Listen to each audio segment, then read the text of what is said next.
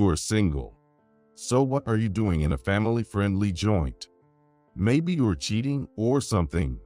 I never thought I would run into my ex-husband from 15 years ago while on vacation.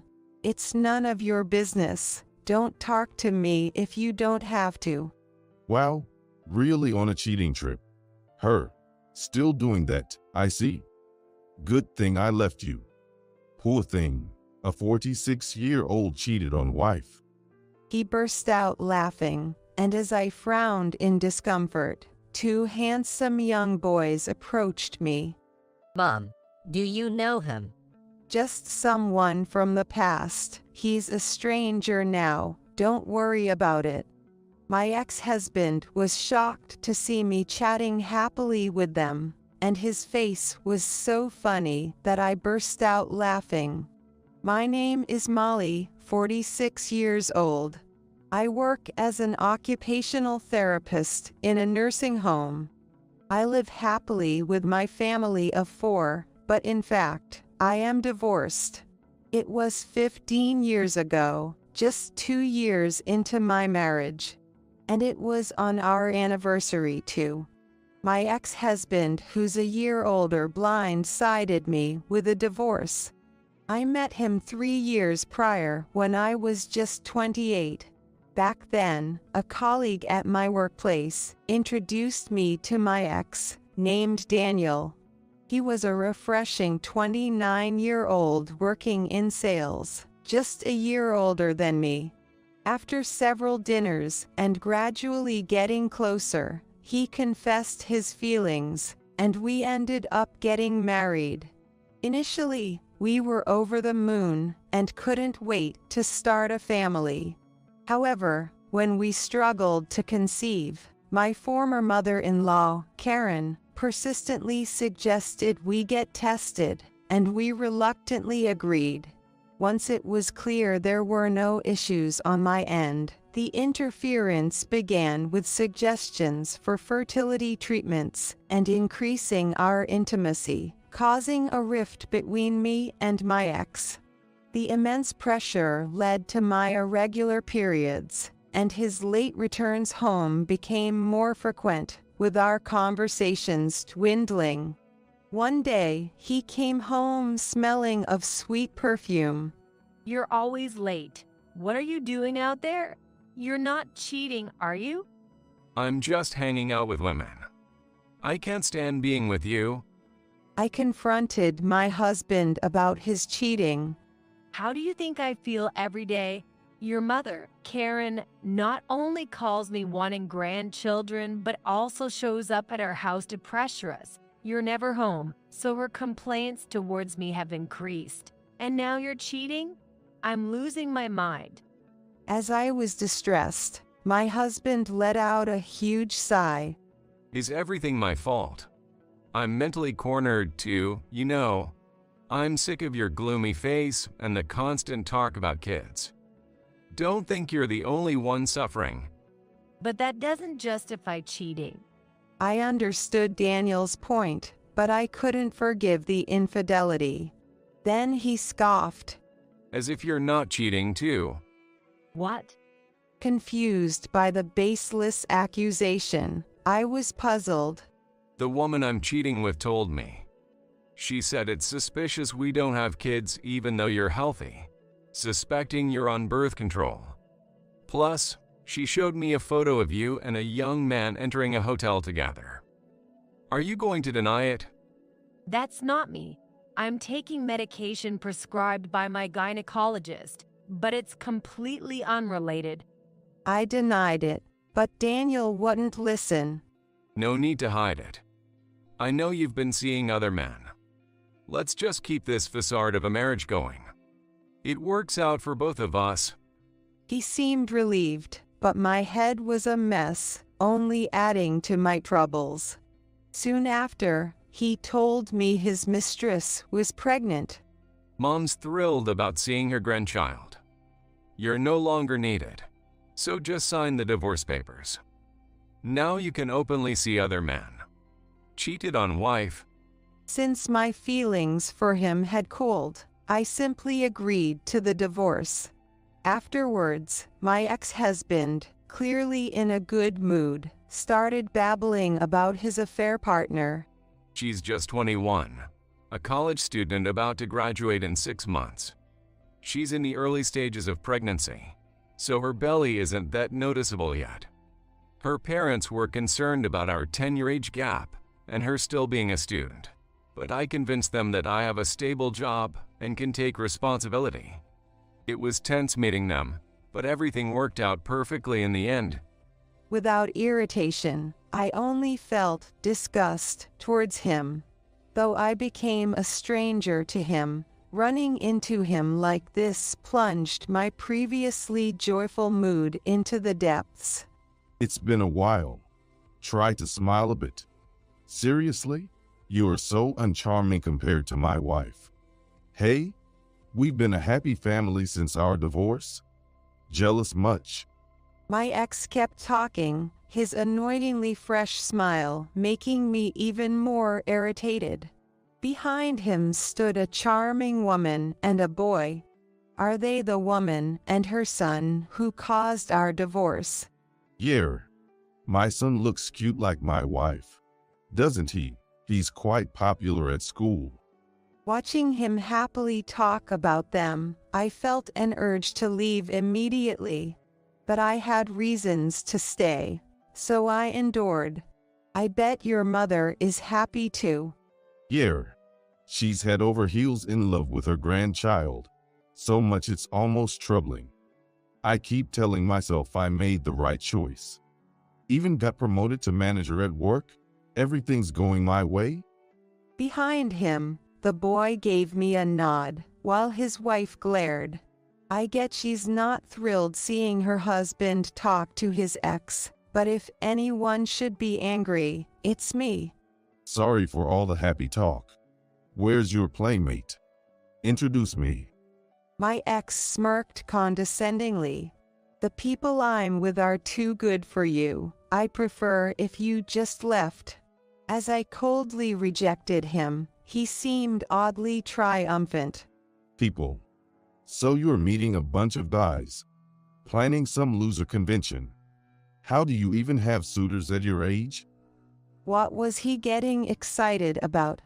And it's baffling how he's not embarrassed in front of his teenage son.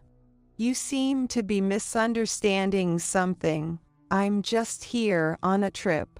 If you keep this up, I worry about your son's future. Jealous. Just remarry and have kids if you're so bitter. Oh, but maybe it's too late for you. Pathetic, really. His son sighed and sat on a nearby bench, starting to play with his smartphone. Then the woman wrapped her arm around my ex's arm and gave me a sly smile. To an outsider, they might look like a happy couple chatting with an acquaintance, but she was clearly taunting me. Their unpleasant nature matched each other perfectly.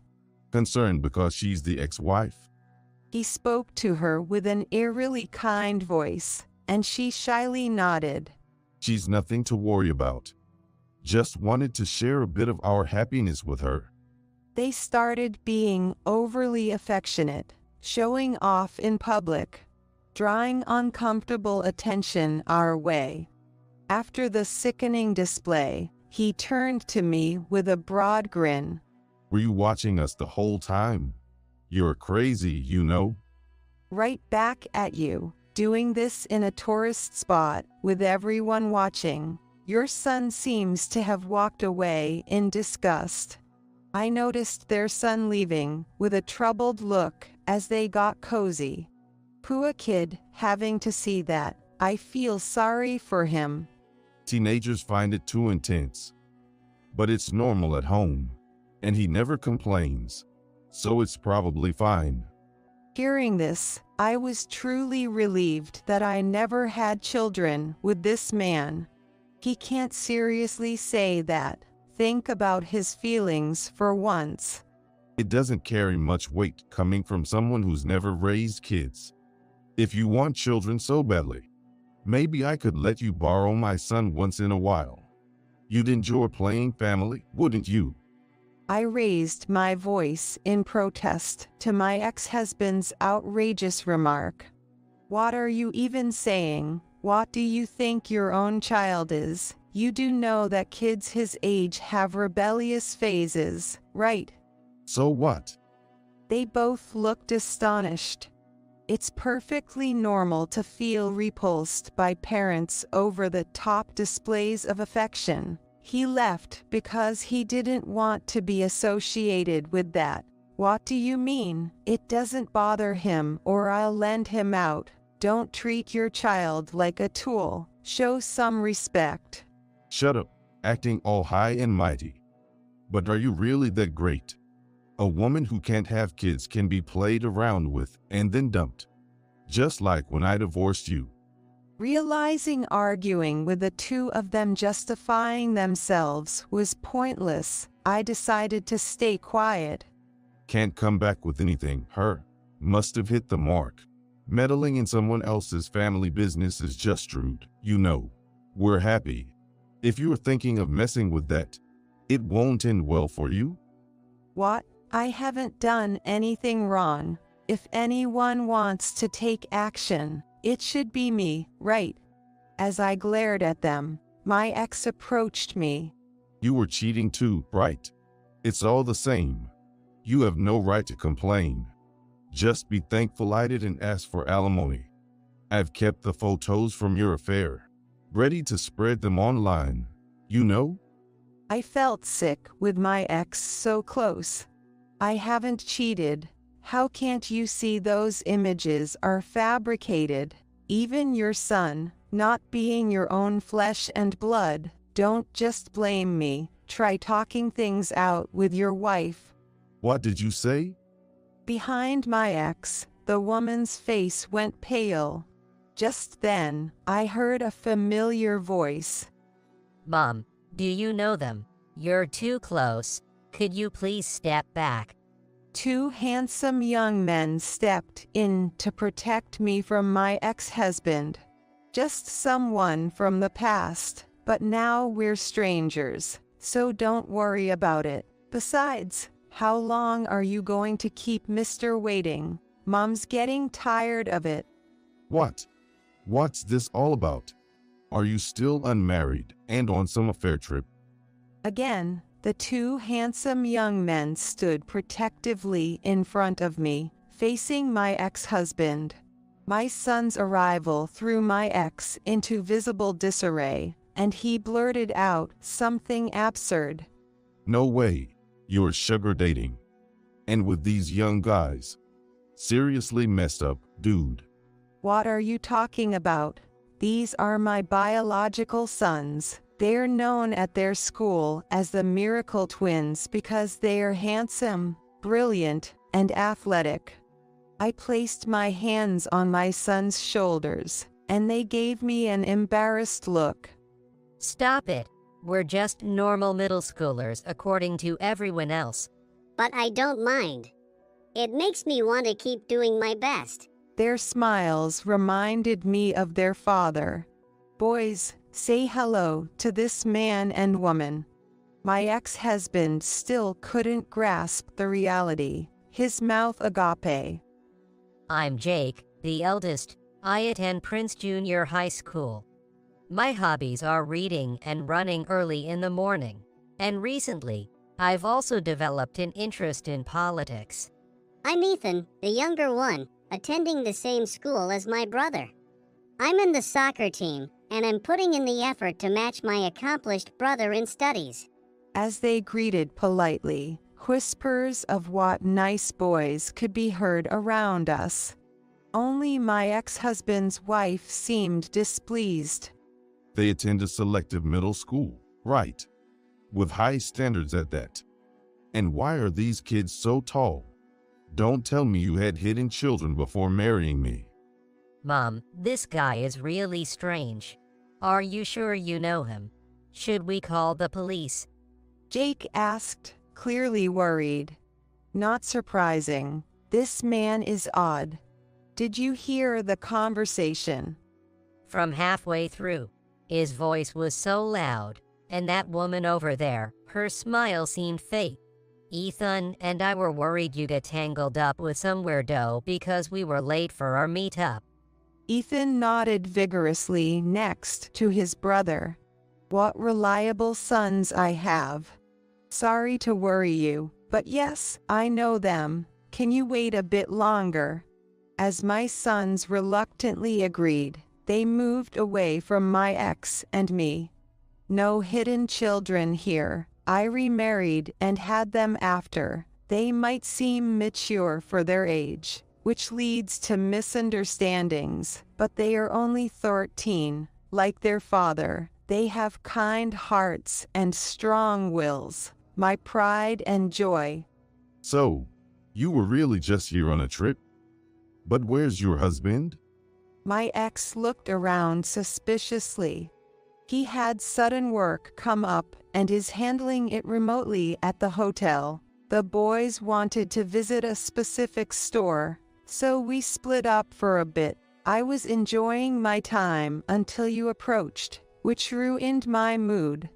I sighed dramatically, and with a serious face, my ex said, "You're lying. You got dumped again, didn't you?"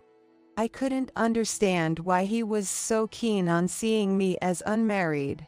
I wouldn't lie about such nonsense. Please don't say weird things in front of my sons anymore. As I glared, I noticed my ex's son in the background. Ethan spoke up, recognizing him. That's the guy from the local public middle school. You know him, he's their son. Ethan looked somewhat enlightened. I see. He's older, but we got to know each other through club activities and practice matches.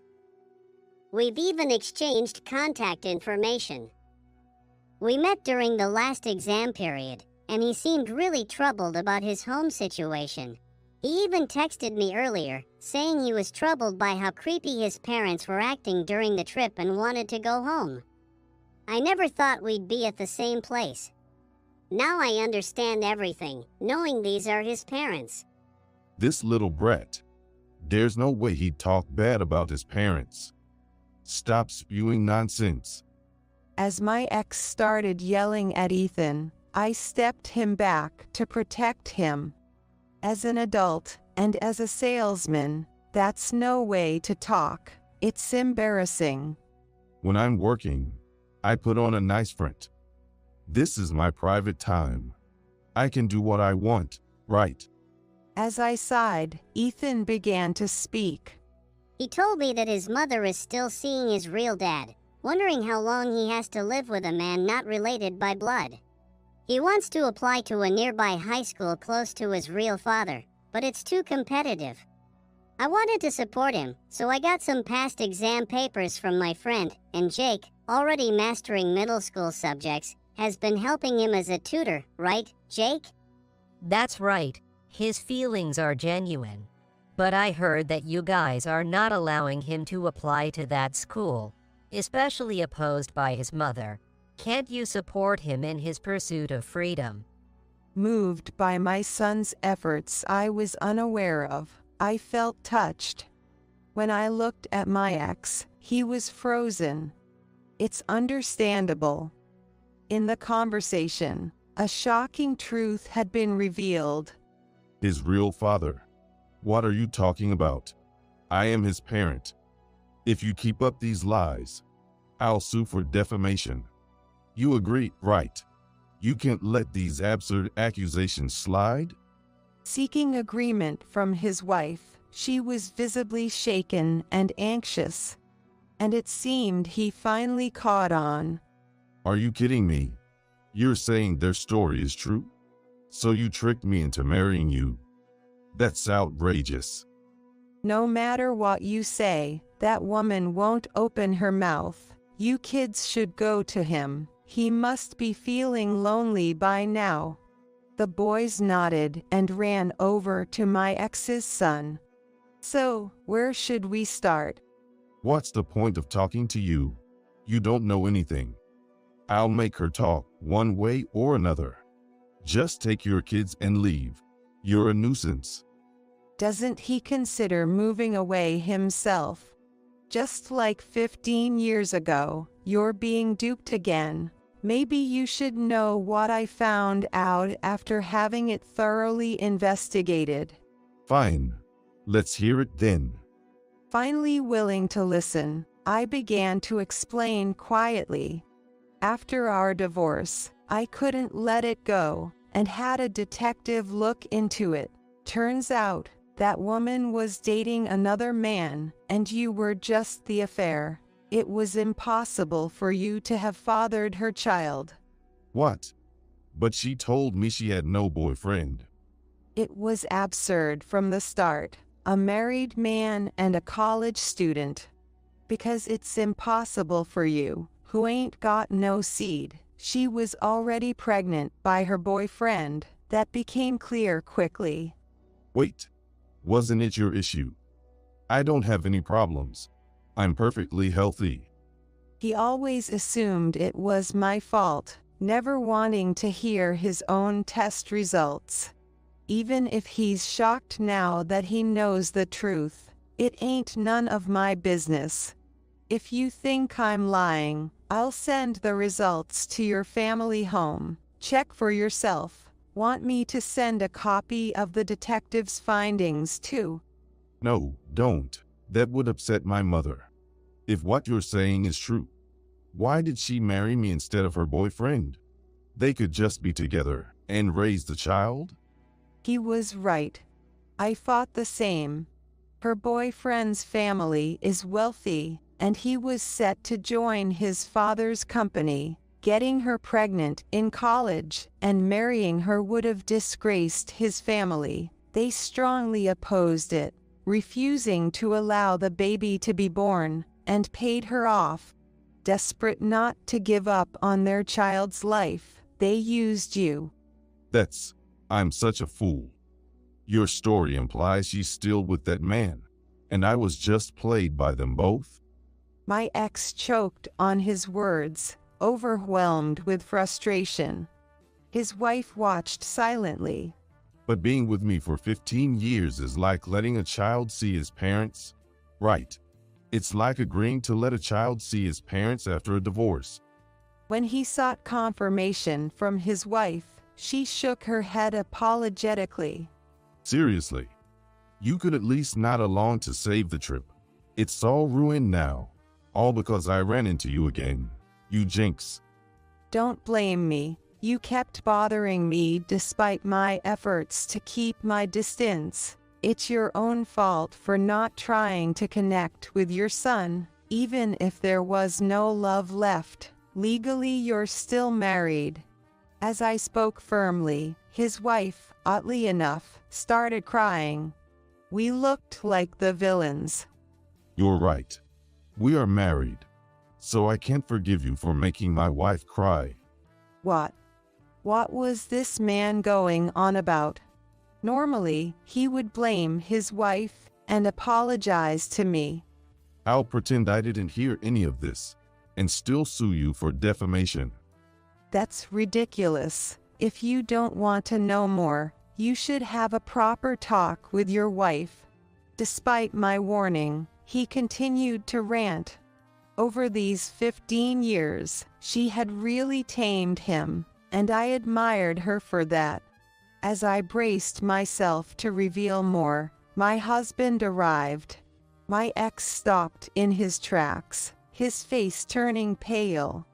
His wife stopped her fake crying and began trembling at the sight of my husband. You arrived at just the right moment. These are the people I was talking about before we got married. Wait, why is our major client's executive here?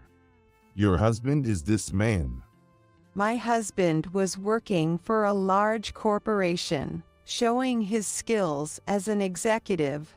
That corporation also happens to be a business partner of my ex-husband's employer. Realizing the potential for a broken contract, my ex quickly caught on. Look, my ex blames me for everything, even what his current wife does. If I go into more detail, You'll get involved too, but are you okay with me telling everything? When I checked with my husband, he nodded. Why does it matter to an executive? I don't quite understand. My ex suddenly switched to formal speech, making me want to laugh. These two are second cousins. What? My ex's expression turned to complete disbelief. And your wife initially used my husband because they are second cousins, which made marriage possible. Not to mention he's very handsome. My husband has a model-like stature and good looks. Even now, just standing here, he's attracting admiring glances from women. She immediately turned to my husband for a solution. Of course, he pushed her away, telling her to deal with her boyfriend right. I asked her, but she ignored me. It doesn't matter if you deny it. He's a witness. The real father of your son would confirm it too. Why did you continue the contract with our company knowing this? My ex asked eagerly. Don't involve my husband. It's strictly business. You should understand that, which is probably why you've remained at the same level all these years. Getting all high and mighty just because your husband showed up, huh? He retorted with respect in his tone, but glaring at me. Don't trust her. She's self-righteous because she used to gallivant around when she was married to me. Persistent, aren't you? My mental health suffered because of you and your parents, leading to my irregular periods, and that's why I was medicated, not for contraception. If you doubt it, check the medical records from that time. I visited the doctor because of the boys. Maybe the medical chart is still there. It doesn't matter what you say. I've told my husband everything. Just get out of our sight. As I stood firm, my ex was flustered, and then the boys returned. Mom, he says he'll have a proper talk with his parents, so let's leave it at that for today. Too many eyes here, and someone might post it on social media. He said, since my parents can't be relied on, I'll handle it myself. Jake relayed this to me, then turned to my ex and his wife. From a child's perspective, I can't stand the thought of living with parents who harbor such big lies. Don't underestimate him because he is a child. Please support him. Jake glanced and winked at their son, displaying his charming nature. I chuckled at my son's smooth-talking personality. He really takes after his father. We've let our children speak this much. We've failed as parents. Reflect on that, and you two should have a heartfelt discussion. With nothing more to say, our argument ended. Later, I heard from Ethan and my husband that my ex demanded a divorce, leading to a heated argument with his wife. Neither would budge, resulting in a stalemate. Their son went to his biological grandparents' house and revealed everything. Then, it really pissed off his biological grandparents. The wife and the real father were scolded severely. Then my ex was called in, and their divorce was finalized. The real father was disowned for deceiving his parents, and the boy was taken in by his grandparents. Although he couldn't live with his biological father as he wished, thanks to his grandparents allowing visits, he got to see his real father more often than before. And he is being raised as the heir instead of his biological father. As for my ex, he was pushed down the stairs by his wife in a fit of rage and taken away by an ambulance. His wife was arrested on the spot by the police and ended up in jail. My ex, having suffered a head injury, forgot about his wife and son, but somehow remembered me as his wife, and tried to take me away after being discharged. Why'd you leave my side? Don't go messing with other folks' households. Come back to ours. When he tried to take me forcibly, my sons who came back from school reported him to the police, and he was detained and placed under psychiatric care, being hospitalized at a hospital under police jurisdiction. As a result of this incident, he was fired from his job and abandoned by his parents, leaving him isolated. As for me, I continue to live happily, supported by my loving family. Had my sons not been home at that time, our current peaceful life might not have existed. Mom, is breakfast going to take much longer? Can I take a shower now? That's not fair, Jake. I want a shower too. I'm sweaty from running. In front of me, my considerate sons and my smiling husband made me feel grateful as I prepared our family meal. Is it okay if I ask something? Sure, what is it? Why are you so cold to Dad? Just now, he looked really shocked and went off alone. Do you like Dad? What? Yes, of course, I do. Isn't that obvious? I could tell you why I'm cold to him, but it might hurt you. Are you ready for that? I don't mind getting hurt. Can you tell me why? All right, I'll say it. Dad's probably having an affair. What? My son suddenly accused his husband of having an affair. However, there were no signs of trouble in our marriage, and he was serious about his work. I couldn't believe what my son was saying. Yet, he has an IQ of 140. He wouldn't say this without any basis. I decided to listen to my son's detailed story and verify the facts together. After 15 years of marriage, it seems I had been cheated on for 10 years. Moreover, my husband was likely planning a trip with his affair partner. Could it be? Since that time, it seems I've been cheated on for 10 years. Now I had to reconsider the relationship with my husband. Looking at my son's face, I noticed a slight change in his expression.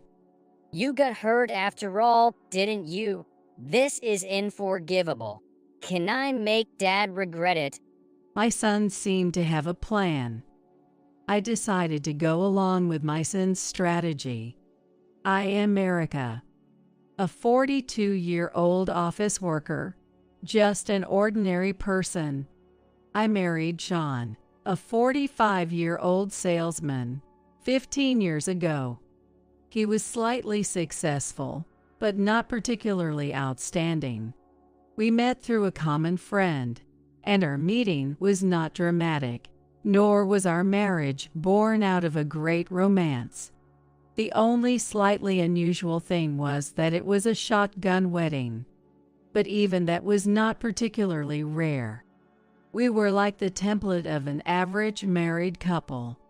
However, there was one thing we could brag about, almost wanting to shout it out loud. That's an amazing score again. Isn't that a perfect A+ in history? The tests at school aren't so hard.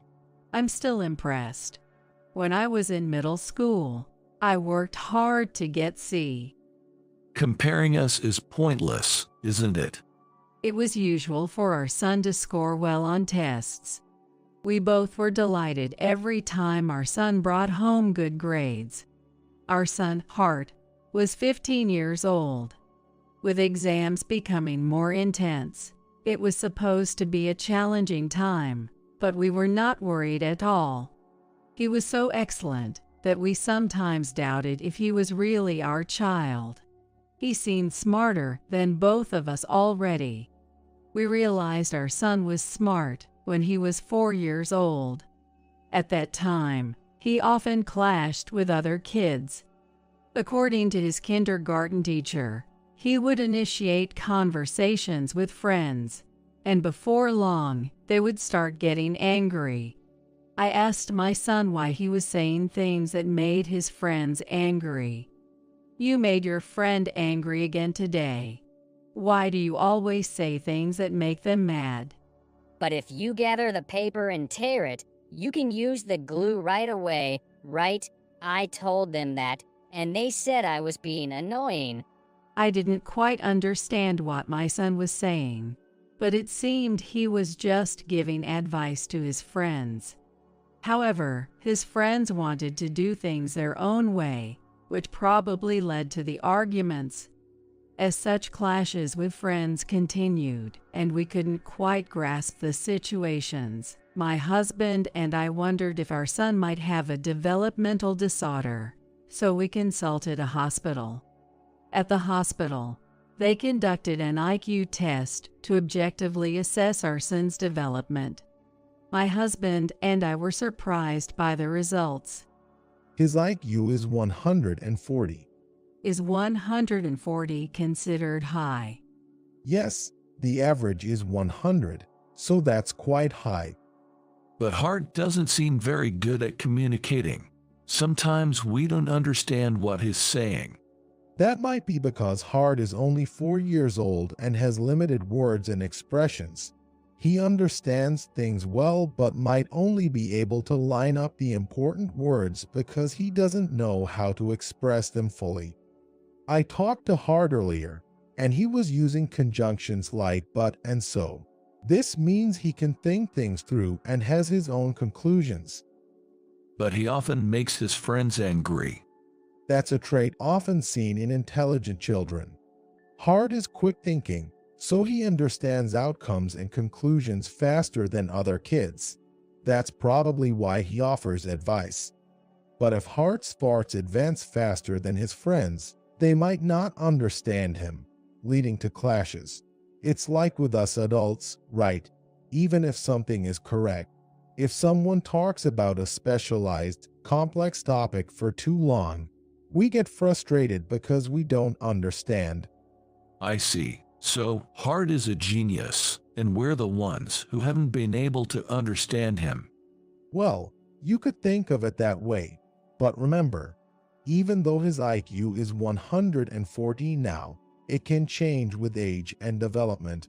So don't focus too much on the number. Some people push their kids too hard thinking they are smart. Got it. I'll be careful. The doctor warned us not to put too much pressure on our child because of high expectations. Seeing us happy about the IQ of 140, he must have been concerned. But no parent would not be pleased to hear their child is smart. Knowing our son had an IQ of 140 made all his unusual daily behaviors suddenly make sense. When we bought him a book, he would quickly want the next one. We thought it was restlessness, but he just remembered the content quickly and wanted more. Sometimes he would stare at the TV remote for ages, then start pressing various buttons. We thought it was mischief, but he was curious about how the remote worked. I was happy about my son's high IQ, but I was also pleased to understand his thoughts better.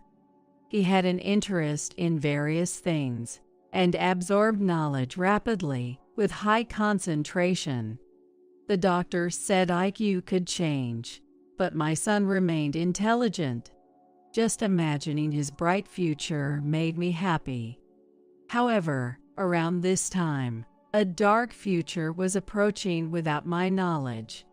After our son took the IQ test, my husband began to put more effort into his work than ever before. He started working late and often went out saying he needed to study on weekends.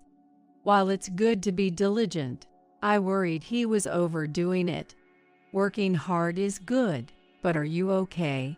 You know, many people get sick from overworking, right? Don't worry, I'm fine. Hart will need more money as he enters elementary school, right? He might want to go to tutoring or attend a private school. Plus, Hart is smart, so I, not being very bright, have to show some effort to maintain my dignity as a parent. His joke-laden response made me realize he wasn't overexerting himself, which reassured me. As Hart entered elementary school, his vocabulary and expressions grew, and we no longer had trouble understanding his conversations.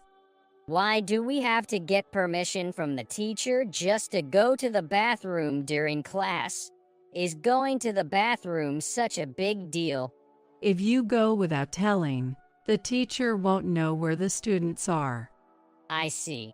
But then, wouldn't it be better to have a sign on the desk saying toilet? That way, there's no need to interrupt the class for permission, and the teacher can still keep track of where everyone is.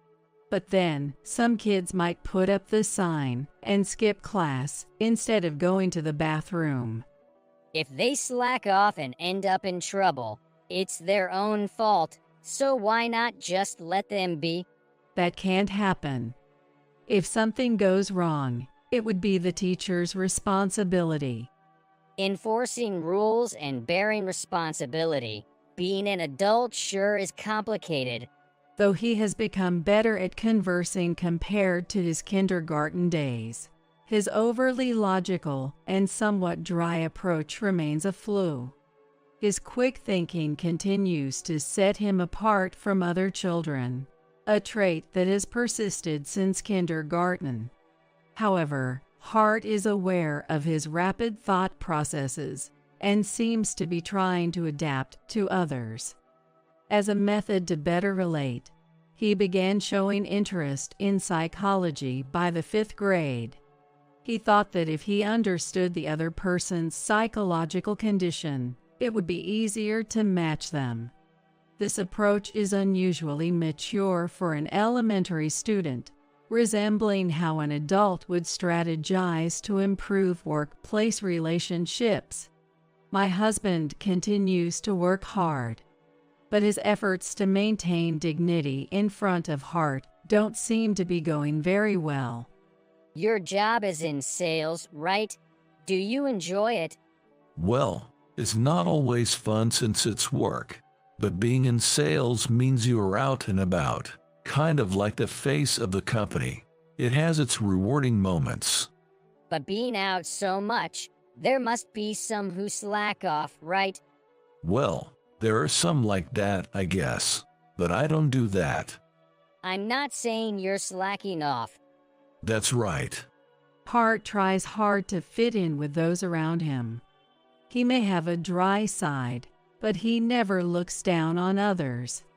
However, for some reason, he seems particularly cold towards his father. Do you think Hart hates me? I don't think so. He knows you work hard. But he's not cold to you like he is to me, right? Well, maybe. They say a father can never beat a mother in parenting.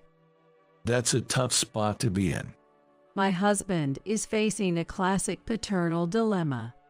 Given Hart's logical nature, trying to change the way he interacts or buying him off would likely be counterproductive and seen through by Hart. It seems the only option is to work harder to impress him and show how great a father he is. Putting my husband's concerns aside, Hart continues to grow. After graduating from elementary school, he moved on to a local middle school. Now in his 2nd year of middle school, it's time to start preparing for exams seriously. But there's no need to rush or worry about Hart. However, now that he's in his early teens, his adolescent phase is a new concern. Studying all the time can cause stress, right? It's Sunday today. Want to go out and have some fun. I like studying, so I don't get stressed. Actually, being forced to go somewhere I don't want to is more stressful. Is that so? Sorry about that. Then, keep up the good work with your studies. By the way, Where were you planning to take me? Well, how about a museum? It's different from seeing pictures and textbooks. Seeing the real artworks can be a great experience, don't you think? Have you ever been to a museum? Not yet, but I thought it might be good for you. So, does that make you want to go? Did you not hear me say, by the way? Hart cut off the conversation with his father and left the living room. Left behind, my husband seemed as if he had been heartbroken and wandered out of the house alone. Watching the interaction between Hart and my husband, I felt sorry for the latter, left behind. In the past 3 years, Hart has become even colder towards his father. It's a bit pitiful for my husband. Deciding to help, I approached Hart for a talk. Hart, are you studying? Can we talk? Sure, what's up? As I entered Hart's room, he stopped studying to talk. I'm sure if it were my husband, Hart would have asked him to leave so he could study. Why is he so cold towards his father? Given my son's quick perception, I knew he would immediately sense the real question I wanted to ask. Deciding against any roundabout tactics, I chose to ask directly, "Why are you so cold to Dad?" Earlier, he was shocked and left the house alone. My question seemed to pose a complex problem for Hart, leading to a pensive silence in the room, filling me with an odd tension.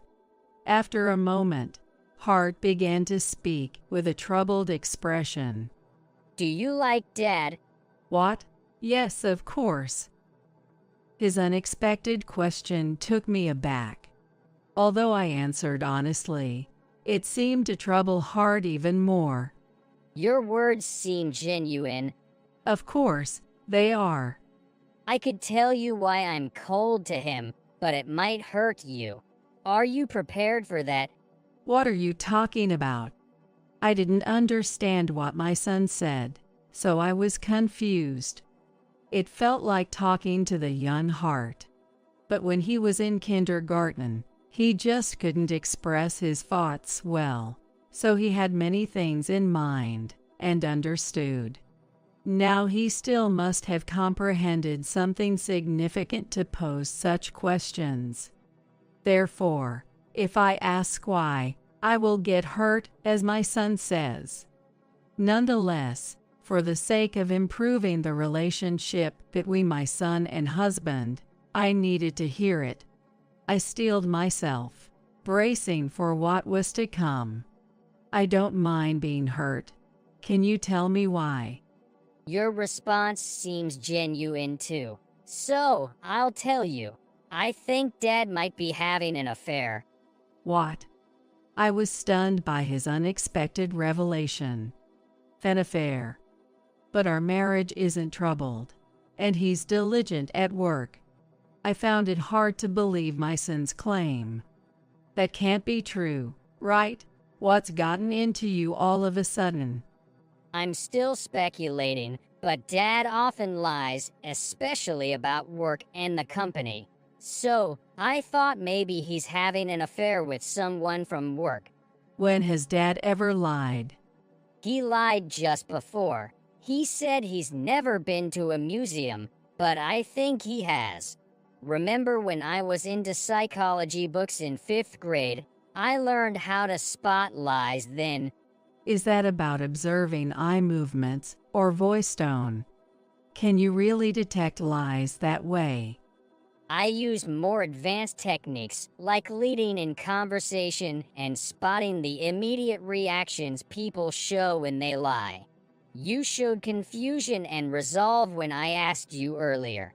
I draw out and observe such reactions during conversations. So, you've been spotting Dad's lies since 5th grade. Right. The first time I thought Dad was lying was when he denied slacking off. It wasn't about slacking off, but something felt off. Over these 3 years, the lies I've pieced together point to an affair. But as I said, the affair is just a hypothesis. Still, I believe Dad is unfaithful, and I can't be close to someone like that. No matter how smart my son is, I found it hard to believe he could easily detect lies. However, as long as he believes my husband is unfaithful, the problem remains unresolved. I pondered how to mend their relationship. It'd be good if I could be certain my dad isn't having an affair. I see. It seemed he could read my thoughts, making his lie detection claim more credible. But how can we find out if he's not having an affair? I need your help with something I can't do alone. Okay, what can I do? I've researched that if someone is having an affair, it might show up in credit card histories. I see, but we don't get paper statements anymore. Your father switched to electronic statements. I've only checked a bank account, so I only know the total amount charged, not what your father spends on with the card. That's a common way to avoid statement scrutiny. Let's check the web statements. Are you using a family credit card? Yes, it is a family card. But is that an issue? No, it's actually better. It's illegal to check the card history without permission, even for family members. But since it's a family card, the history includes both your and Dad's transactions, right? So, it's inevitable that we'll see Dad's transactions too. That's a gray area, huh? Do you know the account ID and password? It's okay. I keep important passwords noted down, so it should be there. Feeling like a detective, I got a bit excited about the task. While it felt wrong to doubt my husband, I believed he would understand once I explained everything and apologized.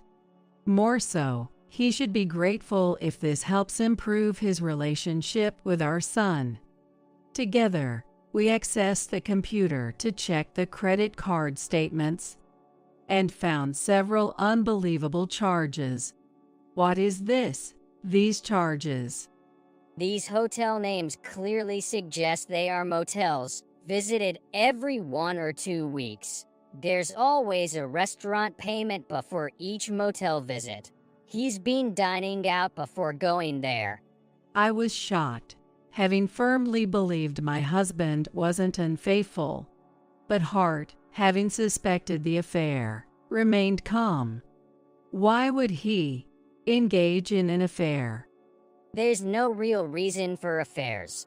People who are content at home still have them. It often starts with someone feeling a sudden attraction, calling it a moment of madness. So, pondering why he started it is pointless. Even if there's a reason, it doesn't justify the affair, and we don't need to understand the feelings of someone who cheats. You're right, but I never noticed any signs of infidelity in him. Mom, you're watching too much drama and online videos. Do you think signs of infidelity are always obvious, or that you'd stumble upon the affair scene? People who cheat are determined to hide it. It's usually like this, discovering it when you least expect it. As I grappled with the shock of my husband's affair, Hart methodically continued to check the online statements. We can only see transactions from up to a year back. I wonder how long this has been going on. The duration of the affair is important, right? It was about 10 years ago that he started putting more effort into his work. Could it have been since then? I might have been cheated on for 10 years. You remember well, even though it was 10 years ago. It was right after Hart took the IQ test. That's why I remember. I acknowledged my husband's affair internally. The sudden confrontation with reality hit me hard. I would have preferred signs of conflict or unfamiliar scents on his clothes, anything that could have given me a clue. Now I must reassess our relationship. I noticed a slight change in my son's expression, which had been calm. You're hurt after all, Mom. This can't be forgiven. Should I make Dad regret this? It seemed Hart had a plan. I decided to go along with it. After uncovering the affair, I continued life as if nothing had happened. There's a business trip next week. Business trip? That's rare. When is it? I'm leaving on Thursday, and the work ends on Friday. But coming back the same night is a hassle, so I'll stay another night and return leisurely on Saturday. On Thursday morning, my husband left for the business trip. After seeing him off, it was time for me to leave too. I'm heading out too. I've prepared some food and put it in the fridge. You can manage it, right? Just be careful with locking up and handling fire. Don't worry so much. Since you've even taken time off work, you should relax and enjoy. Leaving Hart in charge at home, I departed, suitcase rattling behind me. I got on a plane and headed to the resort hotel I had booked. I haven't visited a resort hotel in a long time. It's a short trip, 1 night and 2 days, but I plan to relax at the pool and get over my daily fatigue. I arrived at the hotel. It is much bigger and nicer than the picture. I felt an urge to explore. After settling my luggage in the room, I wandered around, capturing the beautifully detailed architecture with my smartphone. I plan to show the videos I captured to my son upon my return. After enjoying or relaxing in the pool and indulging in delicious meals, I felt content. The next morning, I checked out hotel, but didn't leave the hotel immediately. Instead, I sat in the lobby. After a while, I saw a familiar face with an unfamiliar woman and approached them. What a coincidence meeting you here. Have you visited the famous waterfall? Or is sightseeing next on your agenda? What? Why are you here? My husband reacted as expected. I claimed it was a coincidence, but of course, it wasn't. I had targeted this place knowing about my husband's affair. I checked the web statements. You paid a travel agency with your credit card, right? I called them. When reviewing the web statements, Hart noticed the payment to the travel agency. Knowing the company's name, I called them, pretending I needed a brochure because I lost mine. I was nervous about picking up the brochure in person, fearing recognition if my husband had booked with his affair partner. Still, fortunately, the staff didn't remember the faces of their many clients. I easily obtained the brochure, revealing my husband's travel destination, and casually confirmed where he would be staying. Is this the food from the hotel I'm staying at? No, you're staying at the place in this picture. Matching the travel dates with his supposed business trip made it easy to pinpoint the location and time, leading me to confront the affair scene. Is this your affair partner? What are you talking about? I told you it's a business trip. This person is from work. Even without hard skills, it was obvious he was lying. His attempt to remain calm while panicking was evident. I see. This is how Hart discerned his lies.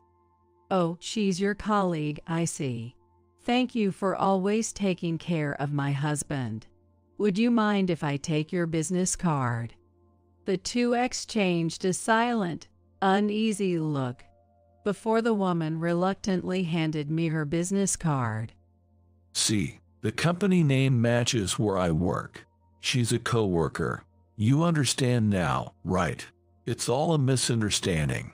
Just go home. All right, I get it. She's a coworker.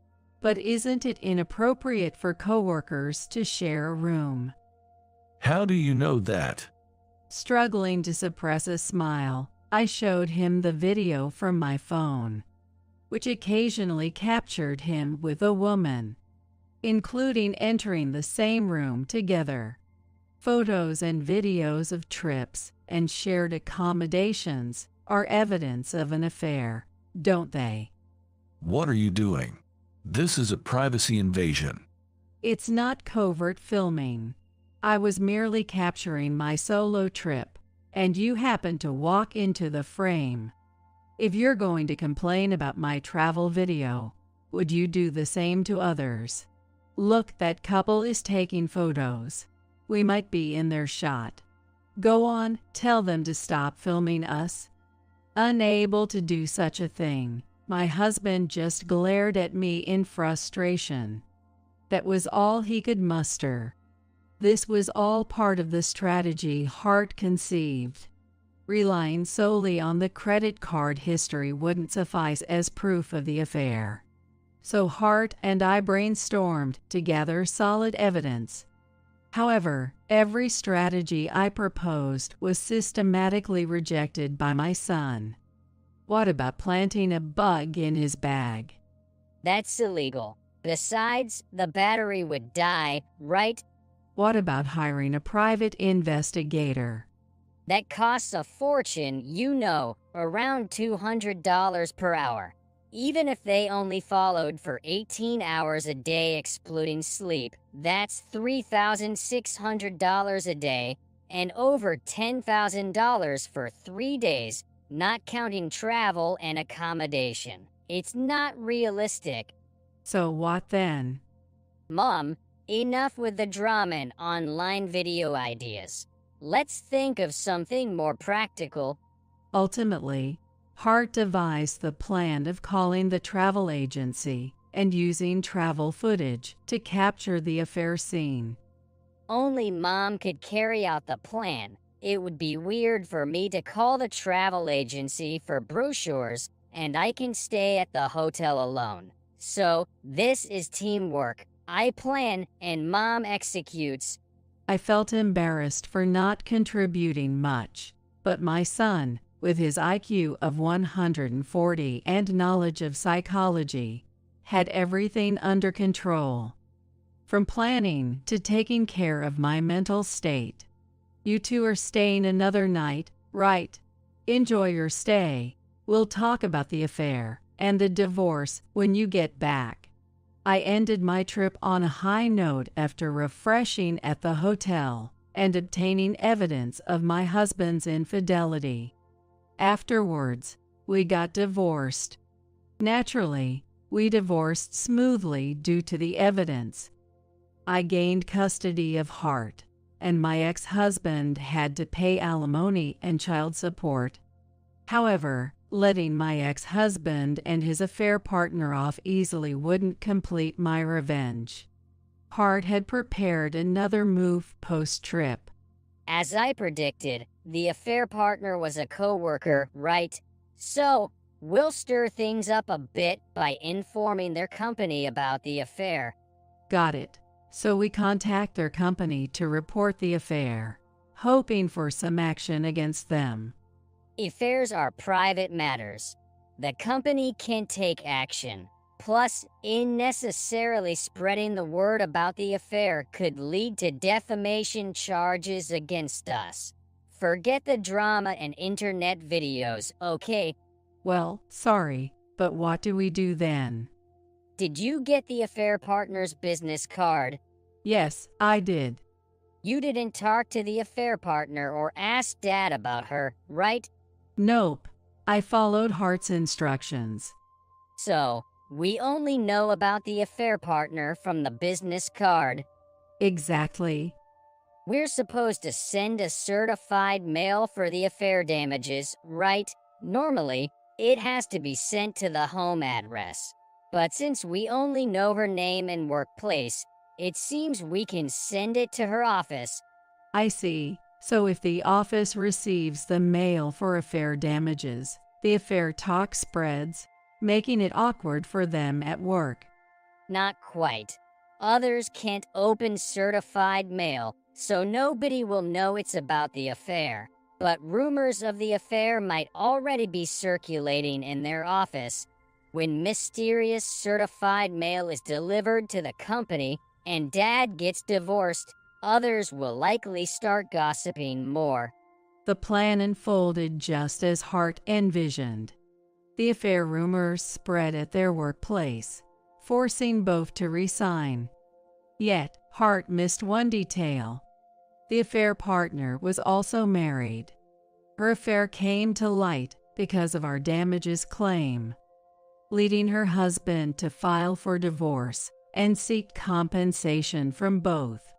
The lives of my ex-husband and his affair partner crumbled, and they eventually parted ways amid the chaos. Thus, my revenge for 10 years of betrayal was complete. After settling the matter with my ex-husband and reflecting on everything, I realized something. I watched my son devise the plan, but it wasn't that he knew everything from the start. He researched what he didn't know and applied what he learned. I learned from my son that being smart isn't just about having a lot of knowledge. I worried the divorce would affect him, but it seemed unnecessary. I've been bothered by Dad's actions since elementary school. Now that it's resolved, I can focus on studying. Surprisingly, Hart still has much potential for growth. He also became interested in law.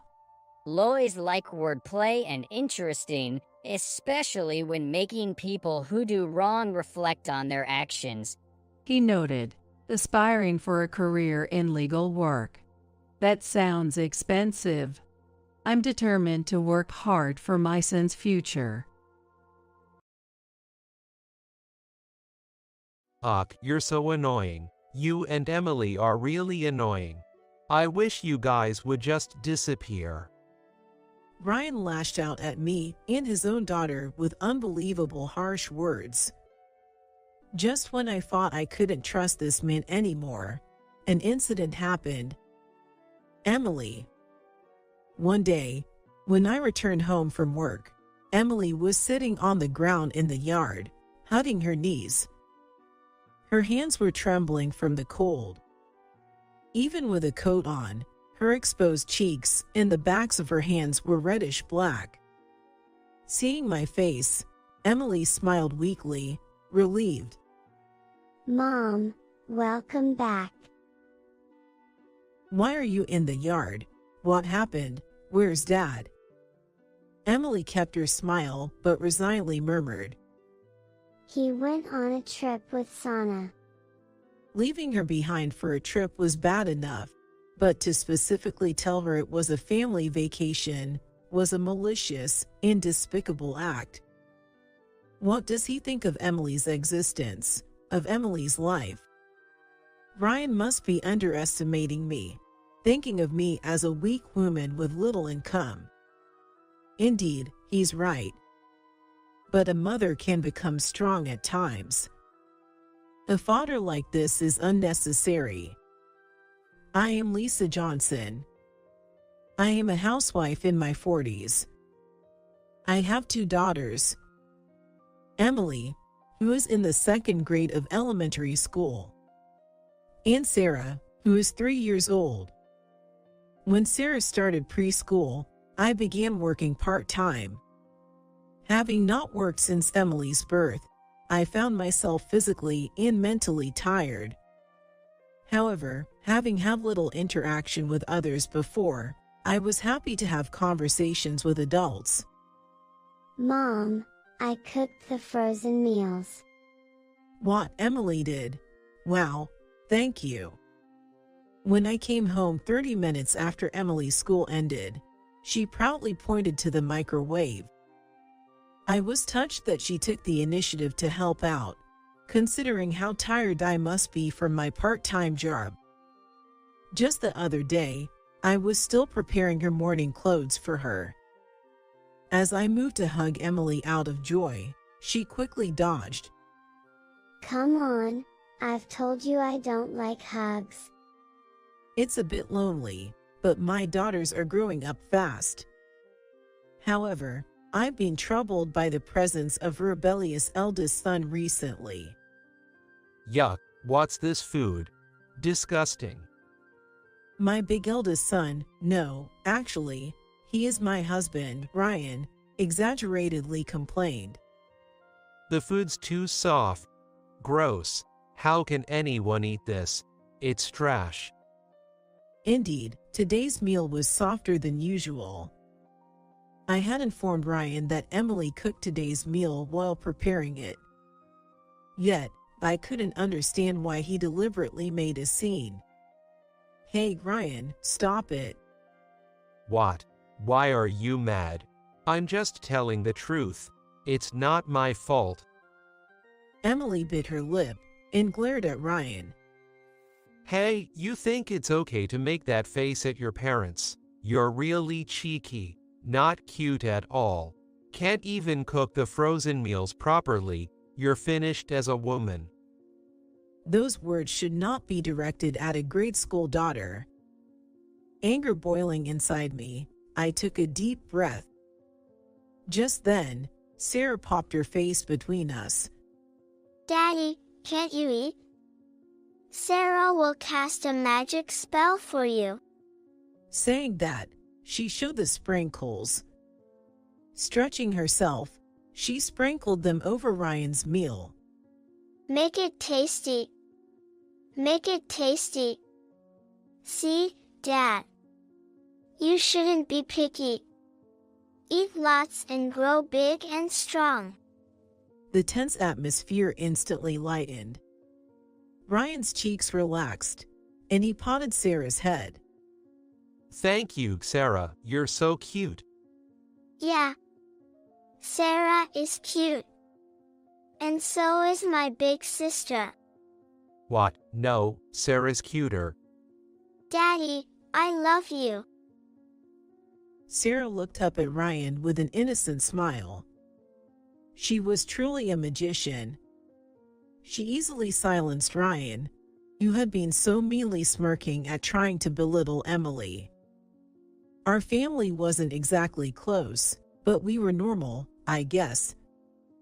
Ryan didn't show much interest in me or the girls. Even when Sarah had trouble with friends, he was indifferent, saying, so, that's not my problem. But he drinks moderately and doesn't gamble. Of course, he's not rough or forceful either. Just, everything about the house and the girls is left to me. Not a bad person. Just lacking fatherly awareness, I suppose. Our relationship started to crumble about 6 months ago. Ryan came home drunk one day, in an unusually good mood. Hey, your king has returned. He hassled the kids who were about to go to bed. Dad, don't cling to me. Your smell is so alcoholic. Hey, don't say that. I'm a good guy, right? You love me, right? Stop it. Looking back, it was from that day that Emily started avoiding Ryan, calling him stinky, and Ryan began to find Emily not cute and annoying. Even on days when he hadn't drunk, Emily glared at Ryan, calling him stinky. I might not understand because of my chronic sinusitis, but the girls her age are sensitive, I guess. She doesn't speak ill of him to his face, so I'm watching over this as part of her growing up. But Ryan is the problem. I've got souvenirs. Coming home from work, Ryan proudly announced, showing us a box of cakes. Even Emily smiled at that moment. But when we opened the box, there were only 2 cakes. I secretly felt down, thinking they were only for the girls, as I love cake too. Here, Sarah, you have the chocolate cake. You like that, right? Yeah. Love it. And this cheesecake is for... Ryan smirked mischievously. For Daddy. Emily's smile vanished in an instant. She turned her back to Ryan immediately, turning on the TV as if to say how ridiculous. I couldn't help but let out an annoyed huh. Wait a minute. What about Emily's share? That's not nice. It was as if Ryan had anticipated being confronted, smirking in a way that was unsettling. Well, I bought the cakes with my own money. You've got no right to complain. Here, Sarah, let's eat together. Yeah, let's eat. Emily, Mom, let's share. Innocent Sarah brushed aside any malice. Happily hopping around, she began to prepare plates and forks for all four of us. No, it's just for Daddy and Sarah. Ryan was flustered, but turned back to see Sarah's sparkling smile. He bit his lip hard. Yet, Emily still seemed uncomfortable. So, I ran to the nearby grocery store and bought a bunch of sweets. Let's start the dessert party. Finally, a smile returned to Emily's face. On the contrary, Ryan clicked his tongue and conspicuously ate the cheesecake, Emily's favorite, making chewing noises and strangely showing off. Ryan must have been particularly displeased because he was still complaining the next morning. You're spoiling Emily too much. Buying her cake just because she whines a bit, that's only going to make her more arrogant. She's cheeky, so you need to discipline her properly. Discipline? Is giving cake only to Sarah, and not to Emily your idea of discipline? That's just cruel to Emily. And Sarah can't even enjoy her cake comfortably. Think about how both of them feel. Ryan can't seem to keep up with Emily's growth. But how does responding to a rebellious daughter with a rebellious attitude help? I wish Ryan would realize he's a parent. You're a father, you know. Ryan slammed his hand on the table. Yo, I'm a father. A kid shouldn't be disrespecting her father. It pisses me off how she's always glaring at me.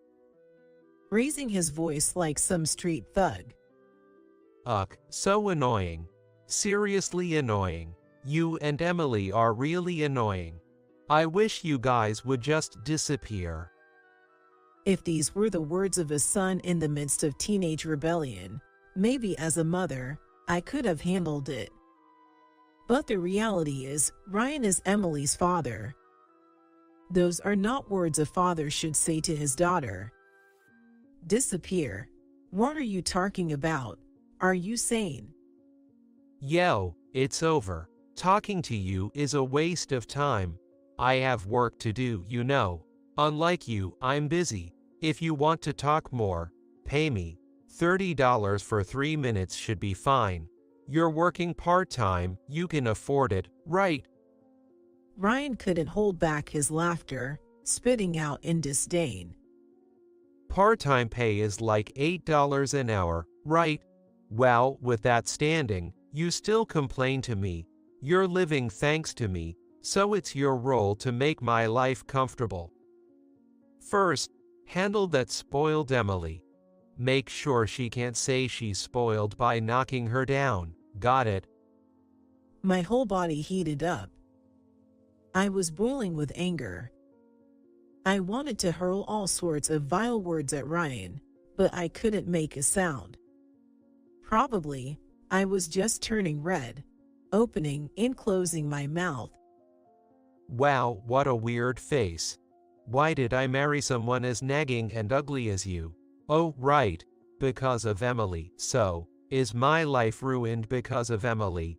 Everything's Emily's fault, ho. Ryan left for work with a smirk. I suppressed the urge to scream and hit my chest hard. Thankfully, Emily and Sarah were still asleep. I was furious at Ryan, but also angry at myself. I want to protect Emily and Sarah. I squatted down, sobbing silently. How powerless I am. I want to leave Ryan immediately, but I can't. As Ryan said, my part-time pay is less than $10 an hour. Alone, I can't provide a life for my daughters any different from now. Even a father like him is needed. My powerlessness made me feel so frustrated and pathetic, I couldn't stop crying. Mom, good morning. Mom, are you okay, eh? The voices of Emily and Sarah came from behind. I couldn't show my daughters a face wet with tears. I couldn't even respond as I huddled there. After a while, I took a deep breath and wiped away my tears. Then, I was the usual cheerful mom. Sorry. Good morning to you both. I will make breakfast right away, so wait for it, okay? I tried to head to the kitchen with a smile for my daughters, but Emily grabbed my hand tightly. Sarah gripped my other hand. The warmth of their hands conveyed to me, I want to protect them. That resolve became even stronger. However, trying to have a conversation with Ryan afterward was futile. Ryan wouldn't listen. It's Emily's fault for having such an annoying attitude. He stuck to this one point. Indeed, Emily doesn't say it, but she obviously avoids Ryan, so I warned her. But he smells.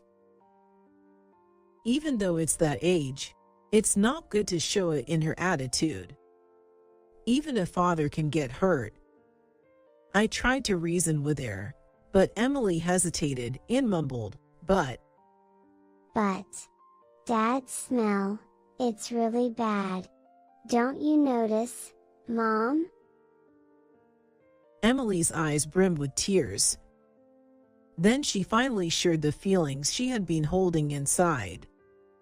What? Dad smells sweet to you? I was confused, and Emily nodded emphatically. The relationship between Ryan and Emily remained the same. Ryan dotted only on Sarah and treated Emily roughly. Sarah's really cute. If only Sarah's with me, I'm happy. Ryan would say. I was about to speak out in anger when Emily stopped me. Whatever I said, it would only lead to a meaningless fight. Just Sarah, that's stupid. Emily muttered quietly so only I could hear, and shrugged in exasperation. The incident happened this weekend. I had a rare Saturday part-time job, so I went to work for half a day. What? Part-time on a Saturday? Well, I'll look after Sarah, so you go work without worries. You can earn at least tonight's dinner money, right? I was irritated by Ryan's sarcastic tone, but if it was just Sarah, whom he adored, I thought it would be okay to leave her with him. I didn't want Emily to be mistreated by Ryan when I wasn't there, so I had her go to a friend's house in the morning. After noon, around 2 p.m., I hurried home. I was supposed to be back by 1 p.m., but it got delayed. Ryan, did he feed Emily and Sarah lunch? No, they're probably waiting for me. As I rushed to unlock the front door, I felt a slight presence from the yard. Our yard is tiny, just enough for Emily's school project, a pot of cherry tomatoes. It's winter, so no cherry tomatoes can be harvested, and it's not spacious enough for playing, so the girls usually don't go out there. A bad feeling made me peek into the yard quietly. What? There was Emily, sitting on the ground in the yard. I rushed over, her hands trembling from the cold as she hugged her knees. Emily, what happened? Even with a coat, her exposed cheeks and the backs of her hands were reddish black. I wrapped her ice-cold hands and rubbed them. Seeing my face, Emily smiled weakly, relieved. Mom, welcome back. Sorry to keep you waiting. But why are you in the yard? What happened? Where's Dad? Emily kept her smile but resignedly murmured. He went on a trip with Sarah. I remembered Ryan being unusually cheerful this morning, happy to spend time with just Sarah. I had dropped Emily off at her friend's house and then headed to work. I had also told Ryan that Emily would be back by noon. So, around noon, when Emily came home, it seemed that Ryan and Sarah were just leaving. A trip, a family trip. Telling her explicitly about a family trip was an act full of malice, the worst kind. Moreover, he didn't even leave the house key, leaving Emily out in the cold. What does he think of Emily's existence, of Emily's life? Are you all right? I was too late. Sorry, it was cold, wasn't it? It's okay now. I hugged Emily tightly. Sitting on the damp, cold ground, Emily finally let her tears fall. I no longer want to see Emily's sad smiles or her tears. Then we'll move out, just us, our family. What? Emily's eyes widened. In fact, I had been planning to move for a while, and I decided now was the time to act. But what about Sarah? Sarah will be okay, I guess. With a little reassurance for Emily, who was slightly anxious, we immediately started preparing to move. While packing for the move, I called Ryan. It took a while to get through, but after redialing about a dozen times, Ryan finally answered the phone. What? You're calling too many times. It's scary. Ryan himself should know best why I was calling incessantly. Where did you go leaving Emily behind? Just out with Sarah. She's my kid. Is it bad to take her out? It's fine to go out, but leaving Emily behind is horrible. I tried to stay calm, but I couldn't help raising my voice. I was afraid of Ryan freaking out at such an attitude, but surprisingly, he was nonchalant. I think Emily is old enough to stay home alone. 'Cause she is already in elementary school. You're being overprotective. He seemed to be reveling in their so-called family trip. I could hear, probably, a joyful music of a theme park in the background. You should go home right now and return Sarah to me. No way. Don't talk about her like she's your property. Sarah loves me more than you. Ryan was laughing. The unpleasant laughter made me want to cover my ears, but I could faintly hear Sarah's voice. Hey, is that a call from Mom? Then the call was cut off. No matter how many times I redialed, I couldn't get through to Ryan again. With no other choice, I left a note on the table saying we were leaving the house, and Emily and I left. Ryan called late at night. Where are you? Why aren't you there? Didn't you read the note? Emily and I can't deal with you anymore. That's why we left. Huh, how about our dinner? Even now, all he worried about was dinner. I was speechless with disbelief. Don't mess with me. Your job is to make dinner and clean the house. Get back here now. I am not coming back. What did you say? What about today's dinner? It's unfair to just leave like this. I stayed silent, and then I heard Sarah whining. Daddy, I'm hungry. Daddy. Hey, Daddy. I'm hungry. Sarah, Mom left on her own, so no dinner tonight. This is so annoying. Maybe I'll order food delivery. But then, I spent quite a bit on the trip. What a hassle. While I was concerned for Sarah, I hung up the phone. Ryan can enjoy his time with his beloved Sarah's all he wants. And 3 days have passed. Ryan has been calling frequently, but I've ignored all his calls. Today, too, the phone hasn't stopped ringing since early morning. The calls end and then start again, showing he's quite desperate. Thinking it was about time, I answered the phone. Hey, I called you so many times. What have you been doing?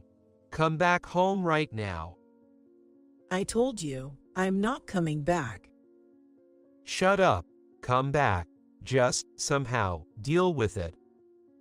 I could sense fatigue in Ryan's voice. He hadn't been involved in parenting much, so maybe he was tired from being with Sarah all the time. Pleading from Ryan, I returned home. As I opened the front door, Sarah ran up to me like a dog.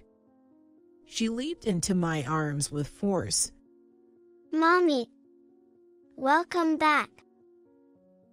Sarah, did you miss me? Not at all.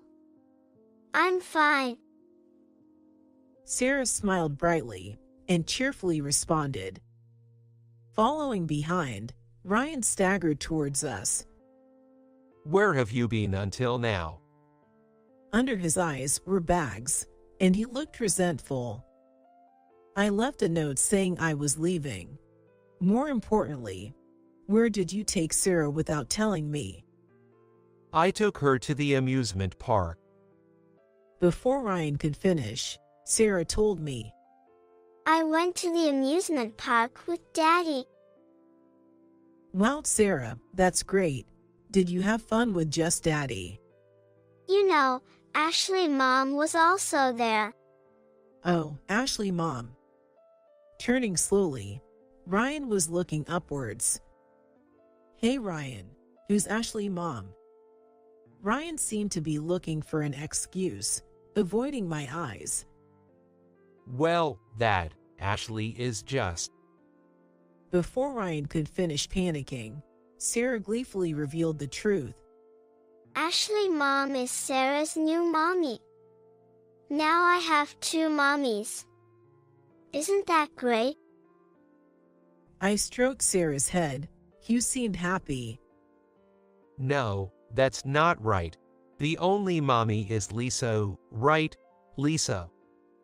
Ryan swallowed nervously. Making your child call your affair partner mommy is the worst. I spoke in a surprisingly low voice. We have no choice but to divorce, because of your affair. Wait, hold on. Let's not talk about divorce. Really, it's not like that with Ashley. It's over. Ryan tried desperately to cling to me. I knew you were having an affair. What? Emily told me. She said she smelled something sweet from you. She avoided you not because of the smell, but because she hated having a father who was having an affair. Ryan frowned upon hearing Emily knew. Yet, he didn't stop making excuses. It was just a bit of fun with Ashley, not some big affair, and it's really over with Ashley. Tell Emily it was a misunderstanding, so, no divorce. Just 3 days ago, he took Sarah on a fake family trip, and now it's over. Hard to believe. I wanted to say more, but I suppose that's just how it is, and I nodded in understanding. Got dumped by your affair partner, huh? Ryan nodded silently. You're a dad with kids. A man who easily breaks his family can't be happy, even if he remarries.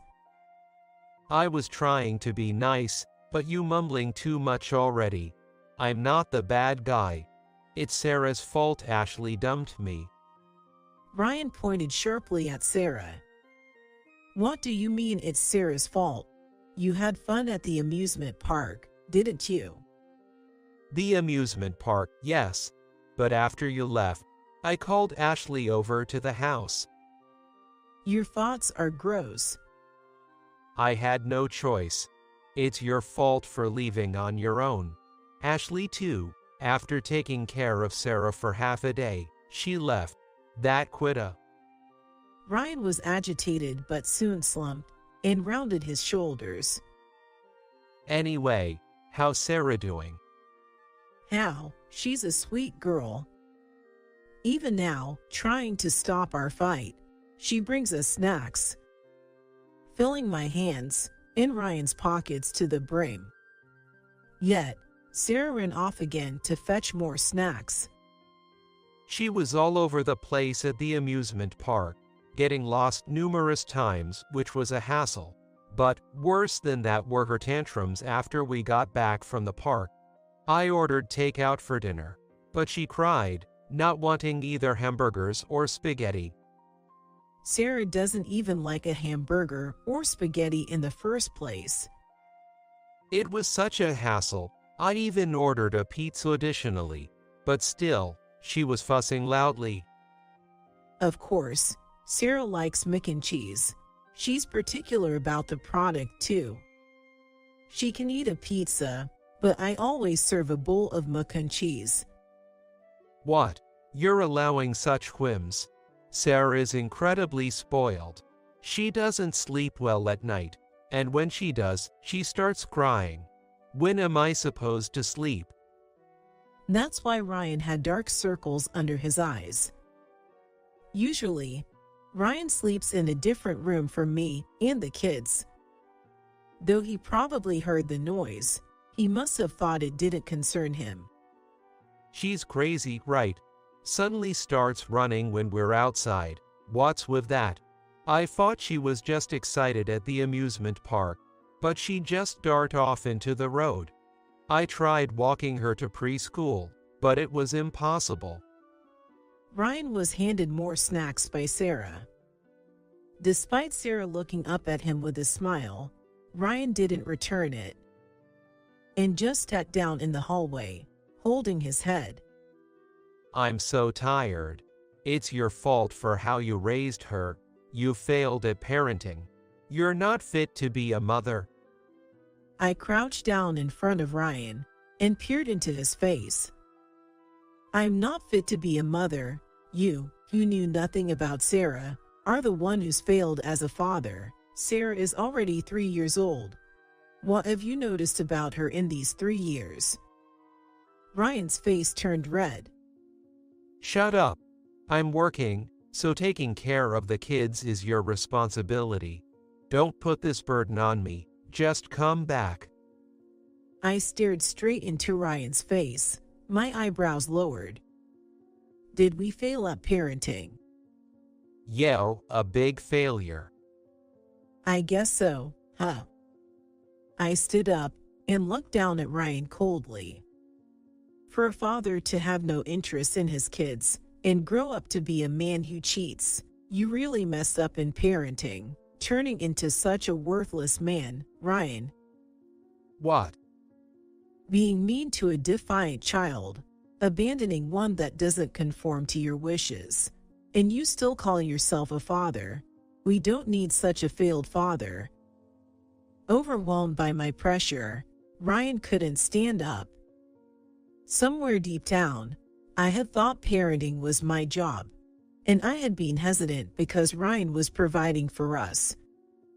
But I can't continue to be a family with Ryan after his foolishness has been so blatantly exposed. You want me to come back? No way. I just came to pick up Sarah. Ryan, we don't need you. I'm not your mom. I have no obligation to indulge your whims. What? Are you mad? Always acting so superior, but Ryan immediately loses his momentum when I push back a little. Sorry, cheating was wrong, but I've really ended things with Ashley. Okay, she's the worst, you know. She said she wanted to take cute little Sarah if we got married, but then she bails after half a day. Useless, right? She's over 30, still living with her parents, can't even make a decent meal. In the end, you're the only mother for Sarah. Who was it again who just looked down on me as an unfit mother, trying to smooth things over with such flimsy words right after? Being exposed really shows how unreliable he is. Right, I am the mother of Sarah and Emily, and I'll never abandon them or fail to protect them. So, as a father, I cut off Ryan's voice. It's too late. We don't need you. Why don't you go back to your mother and start over? Ryan, whether out of anger or despair, was trembling slightly with his hands on the floor. He breathed roughly, looking down. Daddy, I'll give you some candy. Worried, Sarah piled up candy in front of Ryan. Ryan slightly raised his face and took Sarah's hand. Sarah, you love Daddy, right? Yeah, I love you.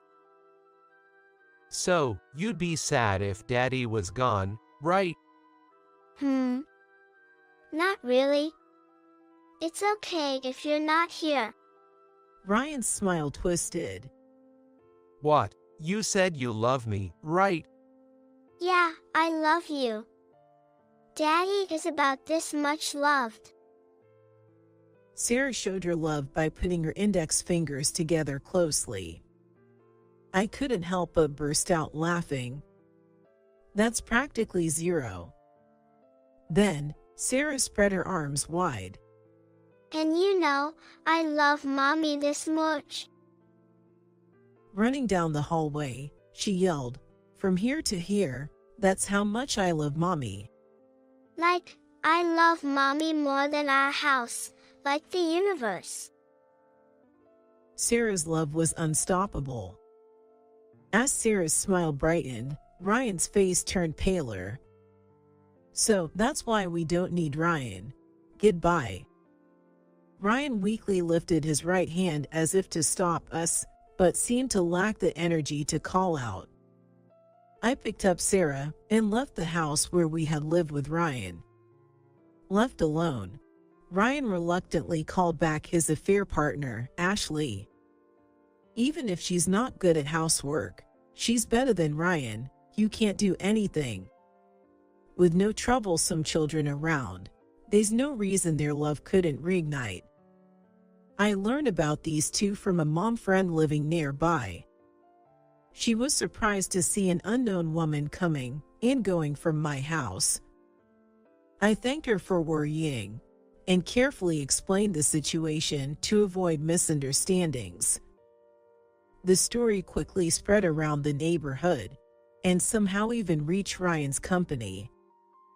It's a small world, indeed. About a month after I left the house, when I contacted Ryan by phone, he responded with joy. "Lisa, is that you?" Long time no see. Have you been well? Missed me? I've been waiting for your call all this time. Even though you were living with your affair partner. What? How did you? No, but I kicked her out. Kicked her out, as if. You were dumped by your affair partner, weren't you? What? It seems Ryan felt uncomfortable at his company after the rumors spread that he was cheated on and abandoned by his wife, and he quickly resigned. He must have assumed finding another job would be easy, given his skills. Don't act so high and mighty when you're unemployed, right? What? How do you know that? Don't act so high and mighty when you're unemployed. That was the last thing Ashley hurled at Ryan. The two had a massive fight, yelling in front of the house, as told by the same mom friend.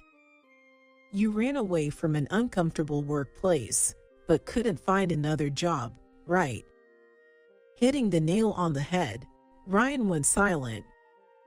And yet, at home, you were lounging around, not even bothering to put the dishes in the sink, right? Even the affair partner who loved you couldn't stand keeping such an arrogant, unemployed person around. Despite me telling you that you're a failure, you couldn't grow from it. Ryan's heart must be completely shattered, hurt by me, the kids, and even the affair partner.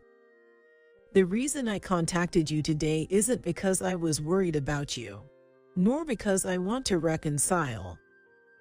I stayed emotionlessly. I already filed a divorce petition. There's no reason to contact Ryan except to sever ties. Ryan, not wanting to be blamed further, agreed to the divorce. We've settled the alimony and property division through a lawyer. This will ensure that my daughters and I won't struggle for a while. Sorry I'm late. When I get home from work, there's a pleasant smell in the air. Oh, we're having mac and cheese today. Bingo. Grandma and I made it. Amazing. I can't wait to eat. I moved back to my parents' house with my daughters. Though my parents aren't wealthy, and Emily has to change schools due to the new district. Friends can be made anywhere. But you only have one mom. I hesitated to rely on my parents, but Emily encouraged me. Now, with my parents' help, I'm able to work full-time. Mom, look. Sarah made the carrots in the salad into star shapes. Isn't Sarah amazing? My parents are indulgent with Sarah's peculiarities and spontaneous actions. Probably because they have more patience for their adorable grandchild. I remember them being stricter with me as a child. Emily and Sarah made mac and cheese is so delicious. There's a secret ingredient. Guess what? Love.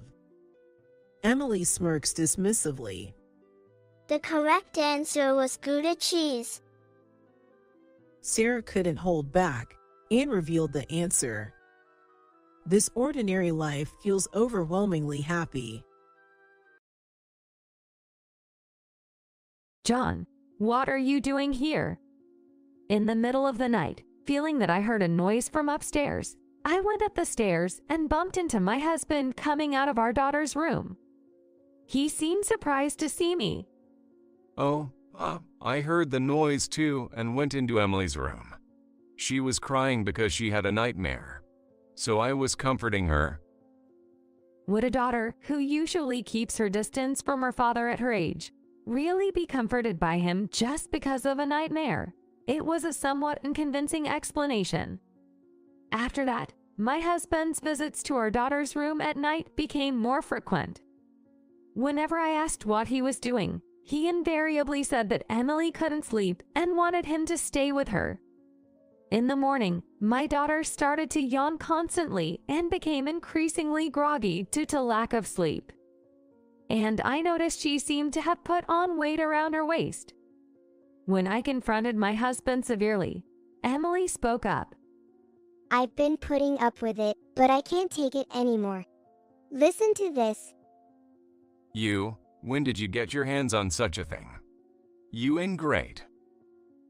With a trump card she played, my husband was cornered and had no choice but to admit his wrongdoing. My name is Lena.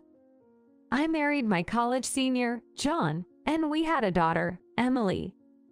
John adored our only child, Emily, more than anything and often took good care of her since she was young. Emily also grew fond of her father and would often go out to the park or other places with John, even when I wasn't around. When I was busy at work, especially during peak seasons, John would willingly take Emily out to amusement parks or other fun places. No matter how busy he was, John always made sure to attend school events like Emily's Sports Day or Parents' Day. In a world where many men prioritize work over taking care of their children, I am constantly grateful that I married a man like John, who could be called a true hands-on dad. However, as Emily reached her upper elementary years, she began avoiding John, possibly due to her sensitive age. Hey Emily, how about we go out somewhere together for a change? We could go shopping. I'll buy you something you like.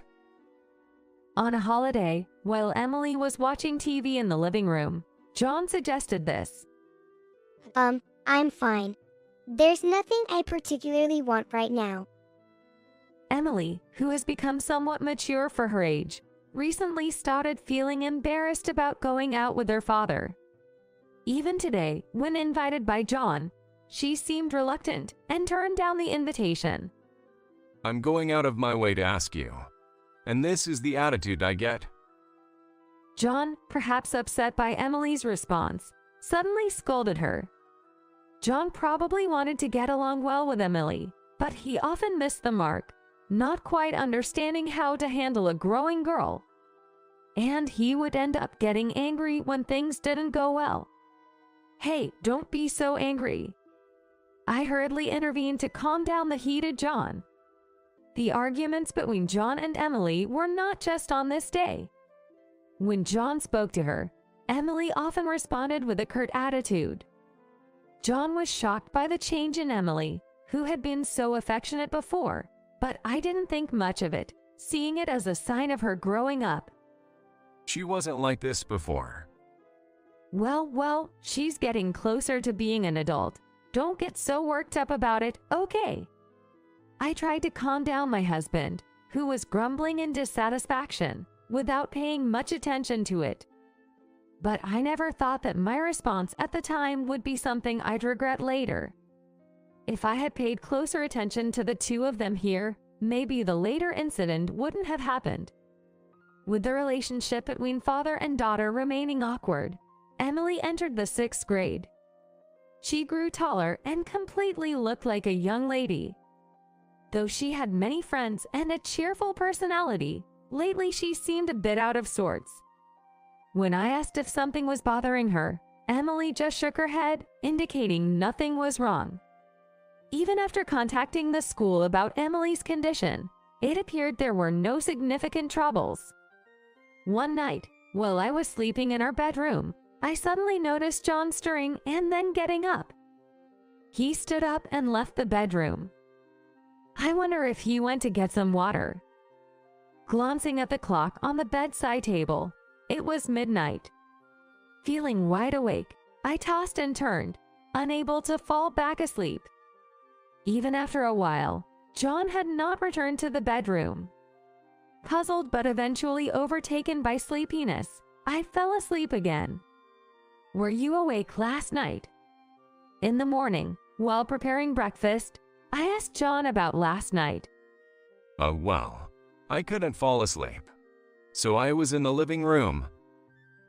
If you're waking up so often at night, maybe you should see a doctor. Even when I suggested this, he said there was no need because it wasn't bothering him much. Then one day, I noticed John getting out of bed and going somewhere again. At the same time, feeling thirsty myself, I got up from bed following my husband. Heading to the living room, I found it pitch dark and empty. Where's John? Thinking he might be in the bathroom, I didn't worry much and just filled a glass with tap water to drink.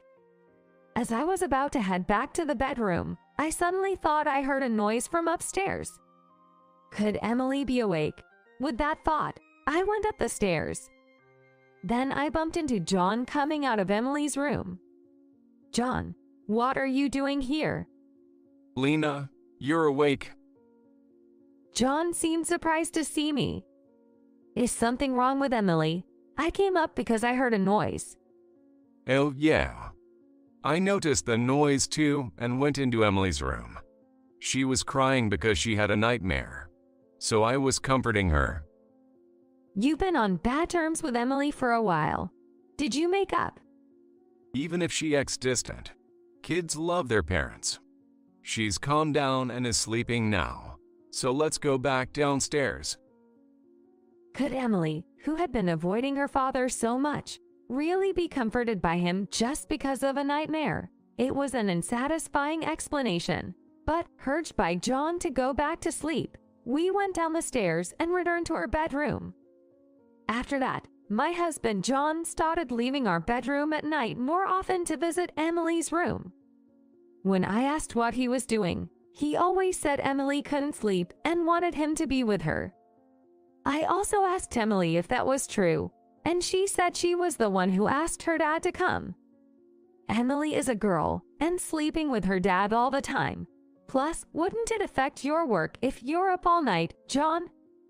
No, I'm fine even if I lose some sleep if it's for my sweet daughter. Right, Emily? John answered nonchalantly and looked to Emily for agreement. Yeah. However, Emily's face, even as she agreed with John's words, looked clearly troubled. I stopped prying further, thinking if both were okay with it, but I couldn't shake off the feeling that something was wrong. Then, in the mornings thereafter, Emily started yawning incessantly, showing signs of sleep deprivation, and often seemed absent-minded. Even her grades, which used to be top-notch, began to decline, causing concern not just for me but also for her teacher. "Hey Emily, is something bothering you? You seem pretty distracted lately," I asked, worried about her health, but Emily just laughed it off, saying, "It's nothing, Mom, you're overthinking it." Then, 6 months later, I noticed something when I went to pick up Emily from her tutoring classes. Children were coming out of the entrance as classes ended, and among them, I spotted Emily.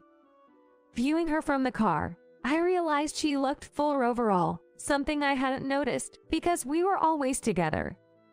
I'm exhausted. Today was test day, so it was tough. Emily said as she got into the car. "You worked hard. You must be hungry. I'll get dinner ready as soon as we get home." Yay. I love Mom's cooking. Hey, you say the nicest things. Speaking of which, Emily, have you noticed any changes in your figure recently? You seem a bit fuller. At my words, Emily's expression froze for a moment. Yeah, I've gained weight recently, and my skirts and shirts are tight. I've also not been feeling well. Really? I'm sorry, I hadn't noticed at all. It might be something serious. Should we go to the doctor tomorrow? I had noticed she looked a bit absent-minded and sleep-deprived, but it must be serious if it's affecting her body. As I spoke anxiously, Emily's face suddenly brightened, and she forced a smile. Just kidding, it's a lie. I just wanted to make you worry a bit. Maybe I'm just tired. It's really nothing. Forget about it. My daughter's attempt to dismiss her previous statements only made me more anxious. Could it be? Emily's clearly unnatural behavior made me feel like I understood the cause of the unease that had been building up. When we arrived home, I found John just as he was angrily ending a phone call. Stop making ridiculous accusations. He hung up the phone with a look of indignation. Who were you on the phone with? You seemed pretty upset. It's nothing, just a wrong number. Don't worry about it. John brushed it off with a laugh and said he was going out for his usual walk before leaving the house. Emily's condition, John's behavior. Feeling that something was amiss, I checked the phone John had been using to talk to someone. This number is. Searching through the call log, I was puzzled to see the displayed phone number. It was Emily's school number. Why would John show such anger? What were they talking about? And why lie about it being a wrong number? With a growing sense of unease, I felt I had to check and call the school. Identifying myself as Emily's mother, I inquired if something had happened concerning her. It turned out that John had been talking to the school nurse just before. The nurse answered the phone and explained.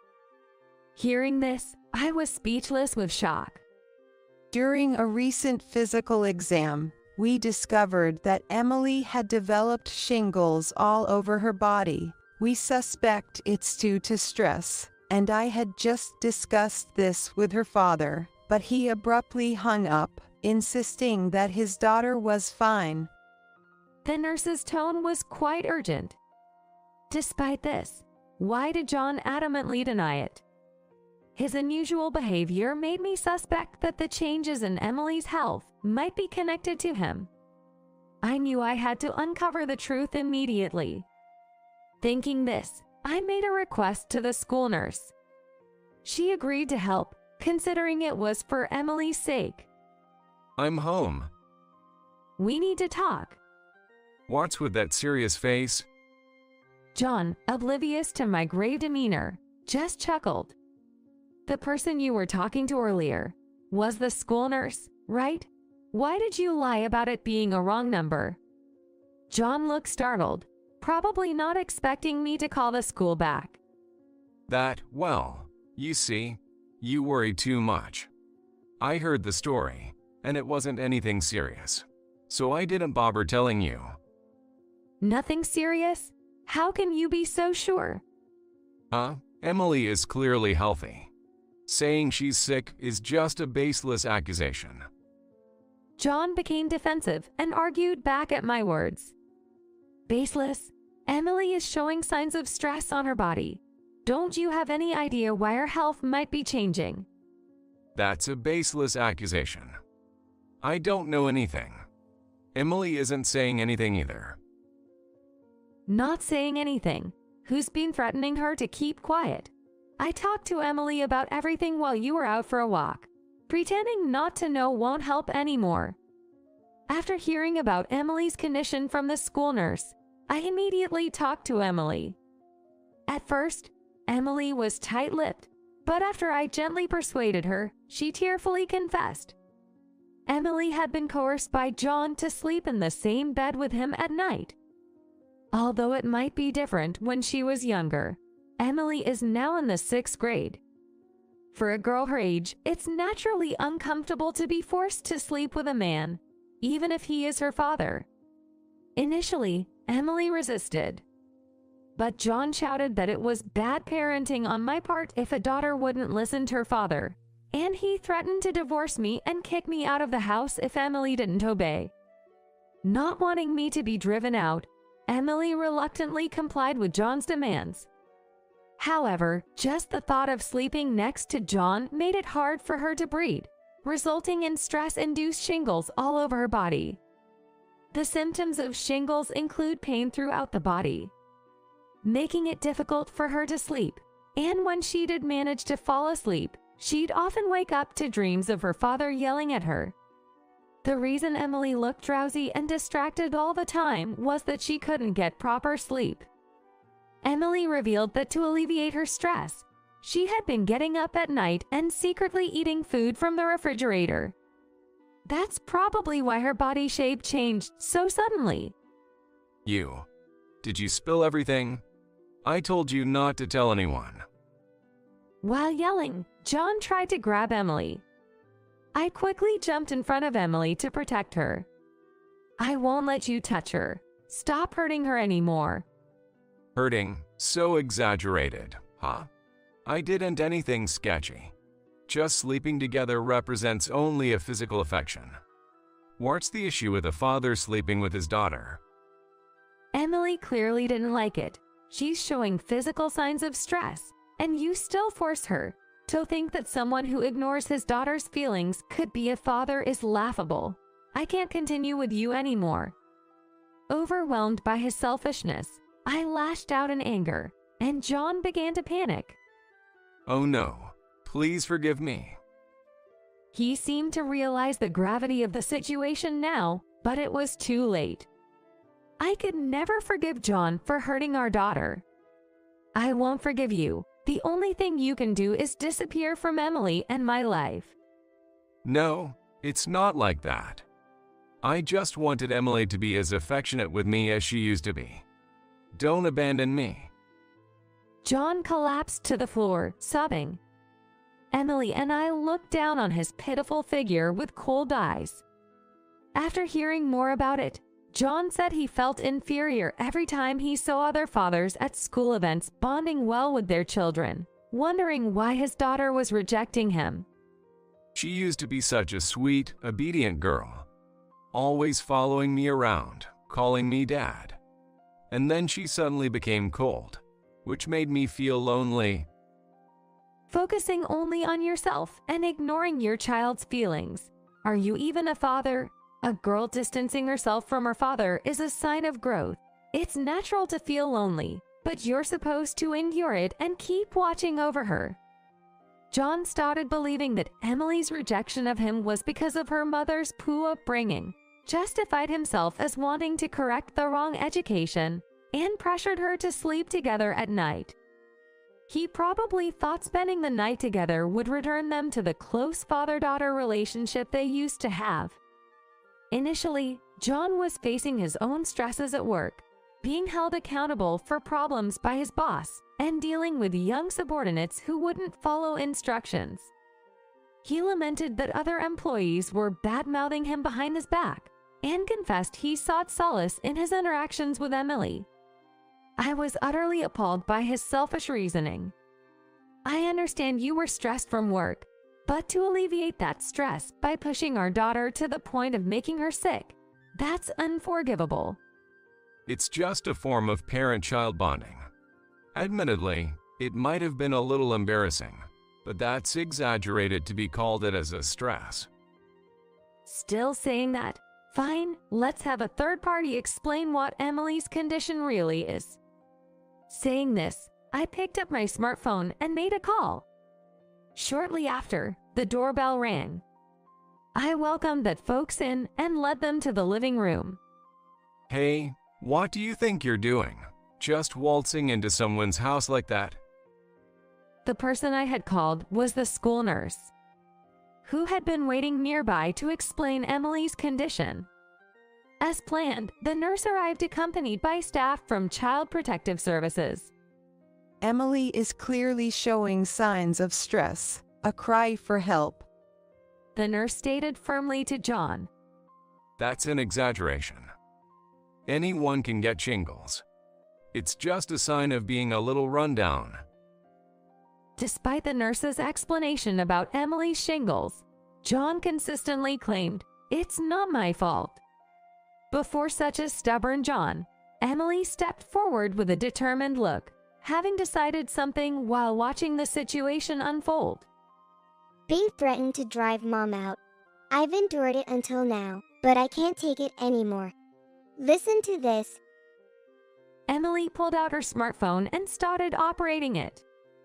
Then John's voice began to play from the smartphone.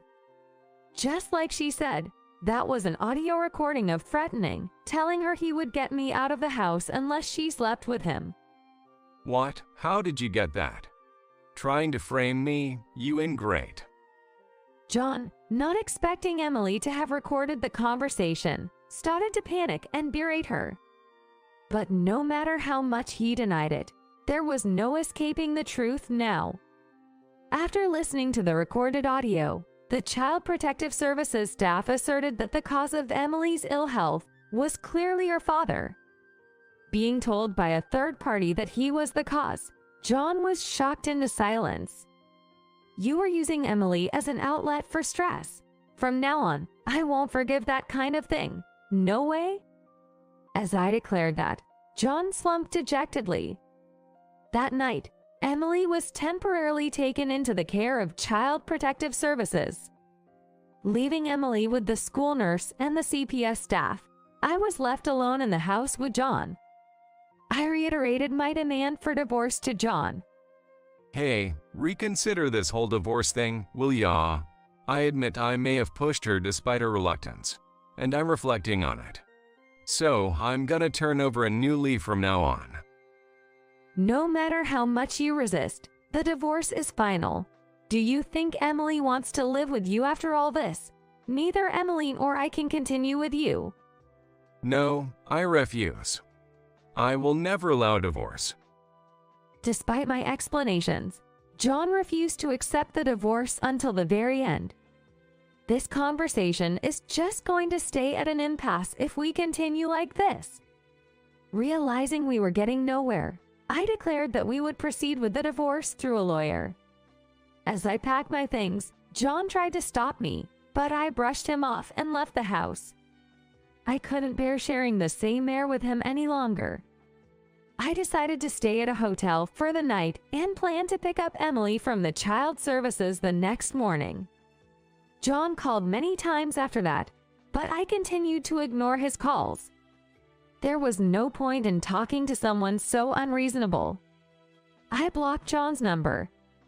Eventually, he kept resisting the divorce, and we had to hire a lawyer to proceed with the negotiations. With this school nurse's testimony and the recognition of John's repeated harassment of Emily, the divorce was finally granted. Of course, I won custody of Emily. John stubbornly insisted on visitation rights, but when I threatened to demand a substantial amount of alimony, he reluctantly gave up. I heard through the grapevine that John remained in the house we left, but the shock of the divorce seemed to drain his will to work, leading to his dismissal from the company after continued absenteeism. He reportedly lived a disordered life until he could no longer pay for utilities, resulting in a cutoff of services, and eventually, he had to sleep in public parks out of necessity. While I pity John's situation, considering what he did to Emily, I cannot forgive him even now after the divorce. I will likely never see John again. As a single mother, life with Emily began anew. Freed from John, Emily slowly regained her former cheerfulness. Now she's immersed in French pop culture with her friends, even aspiring to study in France, focusing on learning the language, and has finally returned to her bright self, which brings me great relief. Though challenges lie ahead, I'm committed to raising my precious daughter and protecting her smile. That's the vow I made to myself. Did something happen that you all just showed up out of the blue? One day, the family of my son Michael unexpectedly arrived at our house without any prior notice. I felt gloomy again that day because my son's family, who always visit without considering my schedule, came over. However, Michael and his family didn't seem to care at all. Far from it, they made demands like, bring out some snacks and drinks. I was thoroughly disappointed with their consistently selfish and rude behavior. Can you leave after eating? I have things to do, I said reluctantly while serving tea and cookies, but there was no response from Michael and his family. Instead, they suddenly announced something outrageous without any preamble. We're moving into your house next week. I panicked but desperately rejected the idea. That's impossible. Yet, Michael and his family wouldn't listen at all.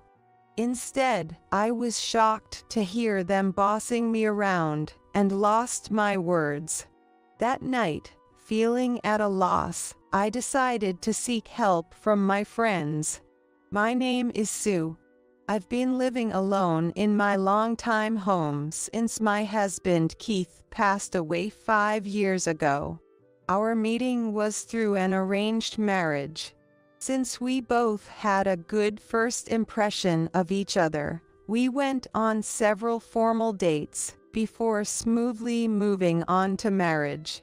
I thought I could build a peaceful and warm family with my kind and considerate husband. I had such unfounded confidence because I had fallen in love with him. However, after getting married, I found him to be somewhat sloppy. This was especially true concerning his work. At the time, my husband was a taxi driver with a performance-based salary. So, if he didn't pick up customers and make sales, he wouldn't turn a cent. But initially, during the economic boom, I thought such worries were unnecessary. However, when the bubble economy has collapsed, everything changed. The customers who used to compete for taxes disappeared overnight, leading to days filled with silence. Naturally, his income dropped to less than half of what it used to be. Amidst this dire situation, where taxi drivers competed fiercely for customers, my husband spent his days napping in the car. He couldn't break away from the mindset of earning without hardship, nor did he feel a sense of crisis or attempt to adapt to changing times. Even though he had a base salary in addition to commission, it was only enough to cover the gas, far from sufficient for living expenses. Even when faced with the decision to make efforts to increase sales or to take a bold step and change jobs, my husband remained carefree. We have savings, and things will get better eventually. It's okay to keep going as we have been, he said, but such a day never came, and before we knew it, he had the lowest sales at the taxi company. Even my husband felt embarrassed about this situation and started to panic a bit. That said, his sloppy work attitude didn't change dramatically. But being at the bottom was also embarrassing. He wondered if there was a way to escape being the lowest while continuing to work comfortably as before. In a baffling move, he decided to dip into our savings to make it appear as if he had made sales. When I found out, I was so disappointed that I considered divorce. However, my husband earnestly reflected and promised to work seriously, so I put aside the idea of divorce. After that, though there were shaky moments, he worked hard for the family. I also worked, and together we supported our household, eventually buying our current home and paying off the mortgage. Even after my husband passed away, I have been able to continue living much as before. We had one son, Michael. As a young child, Michael was shy and clingy, but around adolescence, he rapidly became more independent and distant. It wouldn't have been so bad if that was all, but around the time he entered college, his behavior started to deteriorate, and he began repeatedly going out at night and staying out without permission. Fortunately, it seemed like he was attending college, but there appeared to be no sign of him working part-time. I was always worried about where his spending money was coming from, and my fears were confirmed. He had been using our retirement savings. I called Michael and my husband to confront them about the savings. Then Michael told me something outrageous. Dad said it was okay to use it, right? He said with the savings. It's fine if my part-time job is just so-so, right? I was speechless when I heard that. I knew my husband had always been irresponsible, but I never thought he would teach our child to be the same. Moreover, I was furious that he had unilaterally allowed our son to use our joint savings. I told my son he needed to repay the full amount, but my husband insisted that repayment was unnecessary because he had said it was okay to use. In the end, we agreed to waive the repayment on the condition that Michael would earn his own spending money in the future. Looking back, I wonder if being stricter at that time could have brightened our future. As college graduation approached, Michael struggled with job hunting, but ultimately failed. He ended up becoming a part-timer. Although there are cases where dedicated part-timers are recognized and become full-time employees, I always told Michael about the importance of sticking to one job seriously. But Michael would say, I don't need such a part-time job. And then he would quit soon after starting. During this time of job hopping, he met his future wife, Rachel. He was 2 years younger than him and a junior in college. Rachel, who had been sharing an apartment with a friend, seemed to be struggling with her plans after graduation. According to Michael, Rachel had a bad relationship with her parents and didn't want to return home after graduation. However, her roommate decided to move out after graduation, leaving Rachel worried about affording the rent. Michael, who had been Rachel's confidant for some time, proposed living together as soon as they started dating. She also accepted the offer, and they became a couple. And then, when Rachel's roommate situation ended, they decided to move in together. About a year later, they got married when they were expecting my granddaughter, Mary. I had concerns, but secretly hoped that getting married and having a child would make Michael more serious about work. However, his irresponsibility at work didn't change.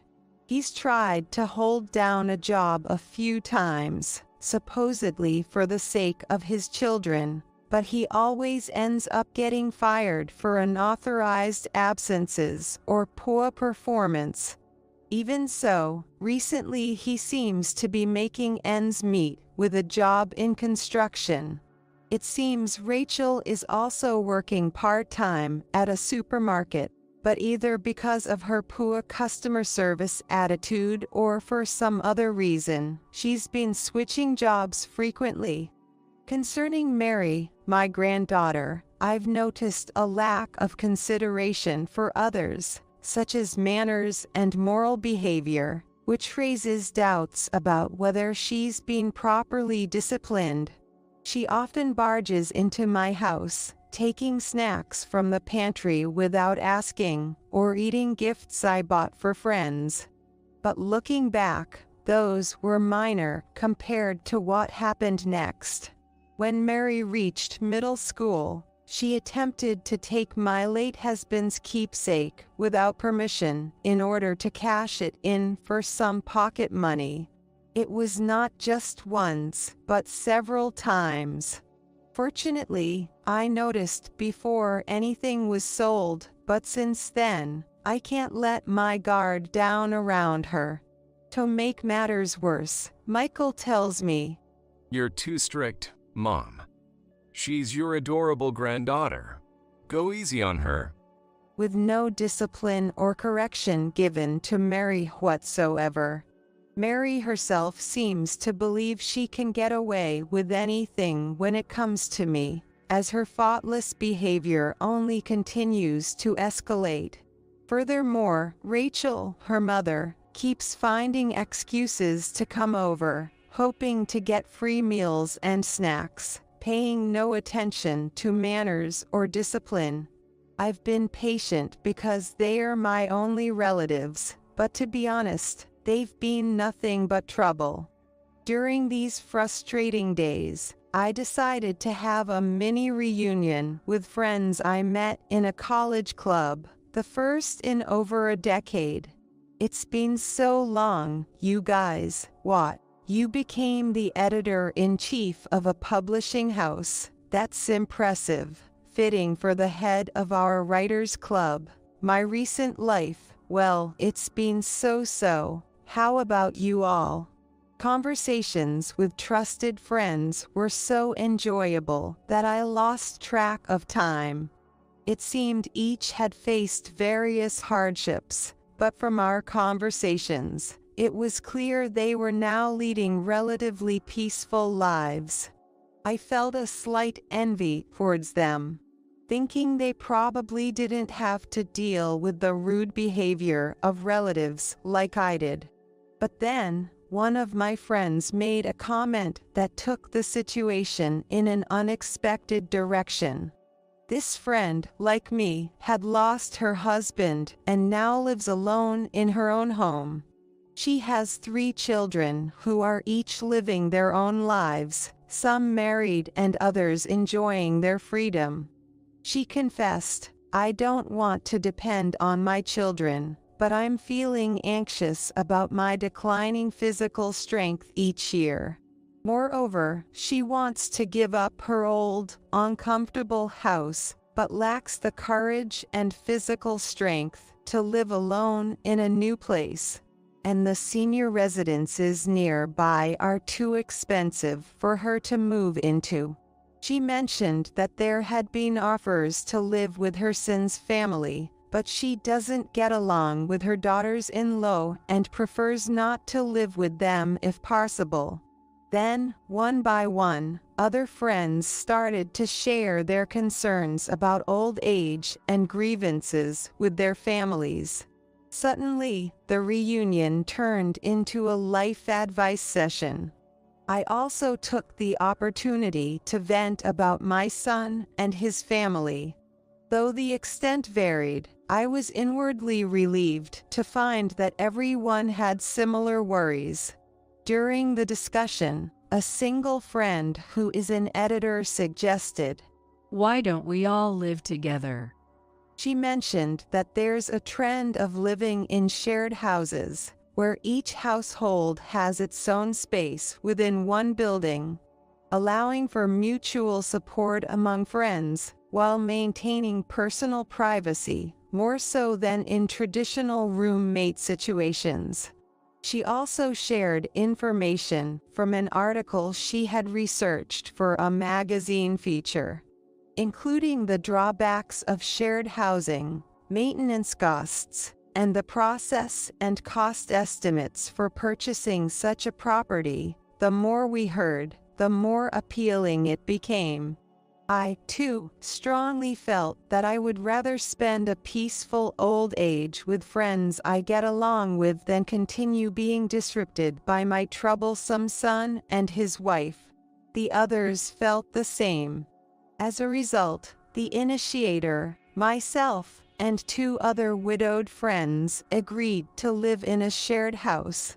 Admittedly, it still felt like a fantasy at the time, as finding a suitable property seemed daunting. However, a few months after the reunion, the friend who proposed the idea found the perfect property. It was a house with a garden in the city, sold at a bargain price because it didn't come with land ownership. As we were concerned that leaving behind the land would cause trouble later on, we quickly bought the house, and everything progressed smoothly as we all prepared to move in. I was busily sorting out my house for the move out. One day, out of the blue, Mary showed up at my house without any prior notice, just like she always does. Worried that she might complicate things if she learned about the move, I acted nonchalant, tidying up and washing dishes until she left. "Okay, I'm heading home now," she said, unusually cheerful that day as she left. Seeing her behavior, I felt an indescribable fear and anxiety. I wondered if Mary had taken anything valuable, so I checked around the house, but nothing was missing. Just to be sure, I checked my wallet too, and everything was normal. I wonder if I've been mistaken. I thought, and for a moment, I felt relieved, but the next day's visit from my son and his family confirmed my suspicions. Did something happen that you all just showed up out of the blue? I was deeply disappointed with my son's family, who always came unannounced. But Michael and his family, unconcerned as ever, demanded snacks and thinking they were just trying to save on meal costs, I served some simple snacks and drinks and said, "Can you leave after eating? I have things to do." However, there was no response from Michael and his family. Instead, without any warning, they blurted out something shocking. "We're moving into your house next week." What? Move here, and next week? That's impossible. I was bewildered by the sudden development. Then Mary pulled out the hidden documents about the shared house. This is what I talked about yesterday. It's a really nice house, isn't it? Ah, that is. Finally, I understood the abrupt actions of Michael and his family. I tried to refuse, but the three of them wouldn't listen at all, instead saying whatever they wanted. Living with us is better than being an old lady all alone, right? You get to live with adorable Mary, and you'll be happy, Sue. Exactly. We're like the ultimate filial children. I'm taking the best room. Grandma only needs space for chores and laundry, right? From next week, we can dump everything on her, easy peasy. Everything they said was shocking, but the most hurtful was realizing my granddaughter only saw me as a maid. Later, my son's family cheerfully left after taking money for food as a punishment for keeping secrets. That day, I forgot to eat or do anything else, consumed by thoughts of how to stop them from moving. But no good ideas came to mind. Desperate, I thought of consulting with my friends at home. Despite the short notice, all members of the share house gathered at my place the next day. So, that's the situation. It's embarrassing, but I feel like I can't do anything on my own anymore. It was humiliating to expose my family's shame, but my friends warmly said, "Thank you for sharing with us." They condemned my unreasonable children and suggested I move to the share house as soon as possible, offering their full support. Thank you all so much. Friends really are the treasure of life. The next day, I hurried with the move. Since the share house was furnished, I only had 3 boxes of personal belongings. Thanks to that, I managed to move into the share house just 3 days after discussing it with my friends, also getting rid of unwanted items in the process. By emptying the house, I ensured I never had to return to my old home again. Thanks to this, I no longer had to worry about bumping into Michael's family. This quick response was possible due to the help of my friends. Not only did they assist with the move, but their families and acquaintances took care of transporting belongings and handling the sale of unwanted items. Even friends who didn't join the shared house helped out. I was deeply grateful for meeting these friends and felt it more than ever at that moment. Having moved in early, I spent my days cleaning the shared house, organizing supplies, and inviting the friend who helped but didn't move in, showing my gratitude. In the evenings, I enjoyed tea in the communal area, contemplating life with my new housemates. I can't wait to live with everyone. Every day was peaceful and fulfilling. One day, I found many missed calls from Rachel on my phone. I had left my phone at home while going shopping at the supermarket. Oh, that's right, it was today. As I remembered why Rachel was calling, seeing the date on my phone screen, she called again. "Hello." Oh. Sue, not answering the phone, what's the meaning of this? What is all this? I don't understand. Rachel sounded panicked over the phone, hardly saying anything, but I don't understand. Turn the speaker on. Hey, what's going on here? Explain properly. Michael, cutting into the conversation, was yelling furiously. Imagining the two of them in such a state, I couldn't help but burst out laughing. "Ah, you figured it out." What are you laughing at? Explain now. Where is our house? "The house, I had it demolished the other day." What? You're kidding, right? Why? "Why, I always intended to sell the house and the land, didn't I?" That's why I refused to live together. With that, Michael fell silent. By that time, the family home had already been demolished and turned into an empty lot. The day I moved into the share house, a friend who helped me move asked me this. What will you do with the house? I'm thinking of consulting with a realtor to decide. I replied, but my friend suggested demolishing it would be better, mainly because of my son's family's unreasonable behavior. My friend thought that even if I wasn't there, if the house remained, they would likely move in uninvited, which would complicate the sale of the property later. To prevent that, the best solution was to demolish it immediately.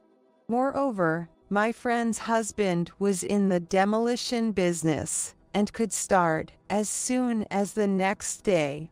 Having sold the unwanted items in the house and having some money, I quickly accepted my friend's offer and decided to demolish the old family home. So I managed to give my selfish and insensitive son's family a taste of their own medicine. Intending to sell it. So, what happens to us now? Yeah, we've already canceled our apartment lease. Where are we supposed to live now? I don't know about that. Why don't you talk to the landlord and see if you can move back into your apartment? That's impossible, of course. I hate it too. Everyone at the old place avoided me, and I'm banned from all the stores there, so I don't want to go back. I was inwardly shocked by Mary's statement. It seems that Mary's arrogant behavior wasn't limited to just my home. To sum up her complaints, it seems she was displaying her usual selfish behavior not only at friends' houses, but also at restaurants. Without any sign of remorse or awareness of the trouble she caused, feeling cornered due to the cold reception she received. At that time, when her family decided to move, she ended up transferring schools. For her, it's an unexpected chance for a fresh start, and she seems adamant about not going back to her previous home or school. Rachel also shared her inability to return to their former home, apparently causing financial issues frequently at the local supermarket. She was not only problematic as an employee, but also as a customer, leading to her being banned, just like Mary. Because of that, Rachel was complaining about having to use an expensive online grocery service or having to travel to the neighboring town for shopping. Though they said they had canceled their apartment lease, it turned out they were almost evicted due to failing to pay the rent. The more I heard, the more pathetic the story became, leaving me at a loss for words. Why would you sell it if you were going to renovate? That doesn't make sense.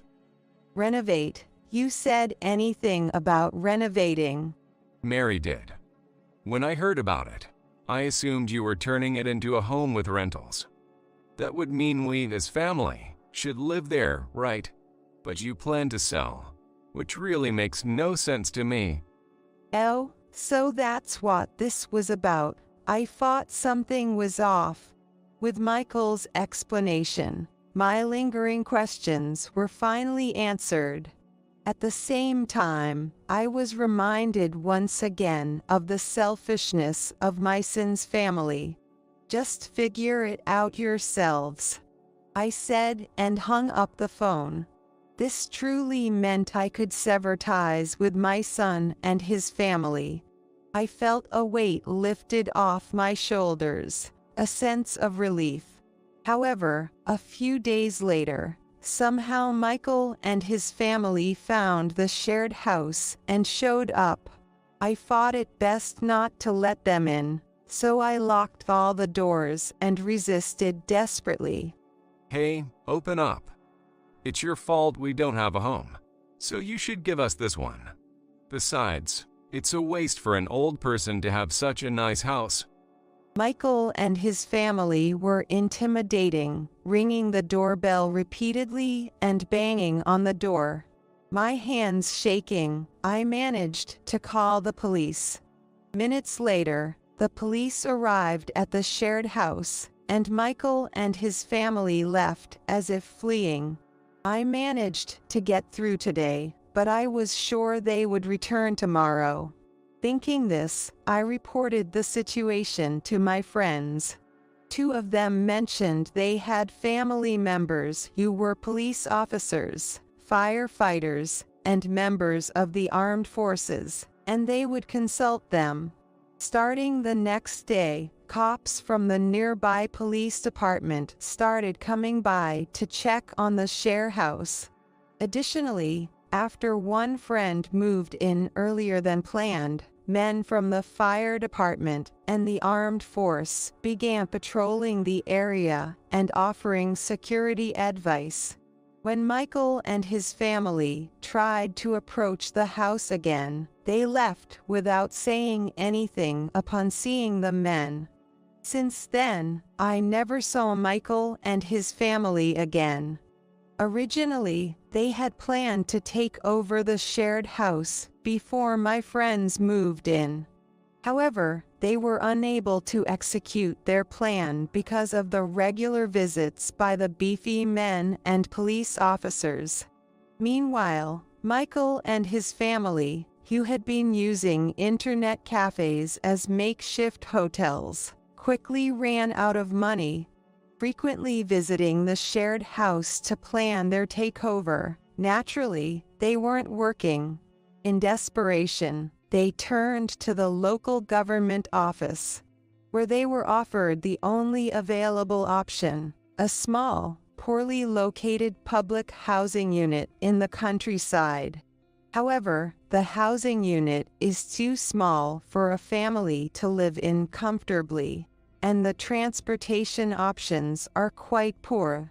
They shouldn't be willing to accept such poorly conditioned property given their selfish nature, but they have nowhere else to live and no money.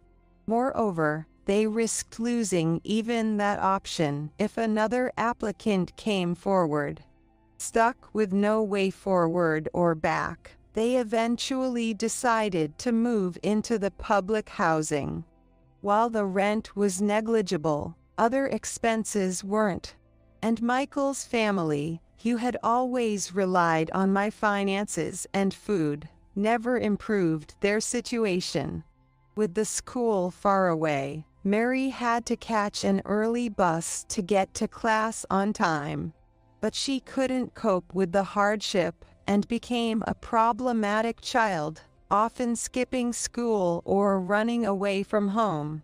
On the other hand, in the shared house, the remaining 2 friends moved in, and our long-awaited life together began.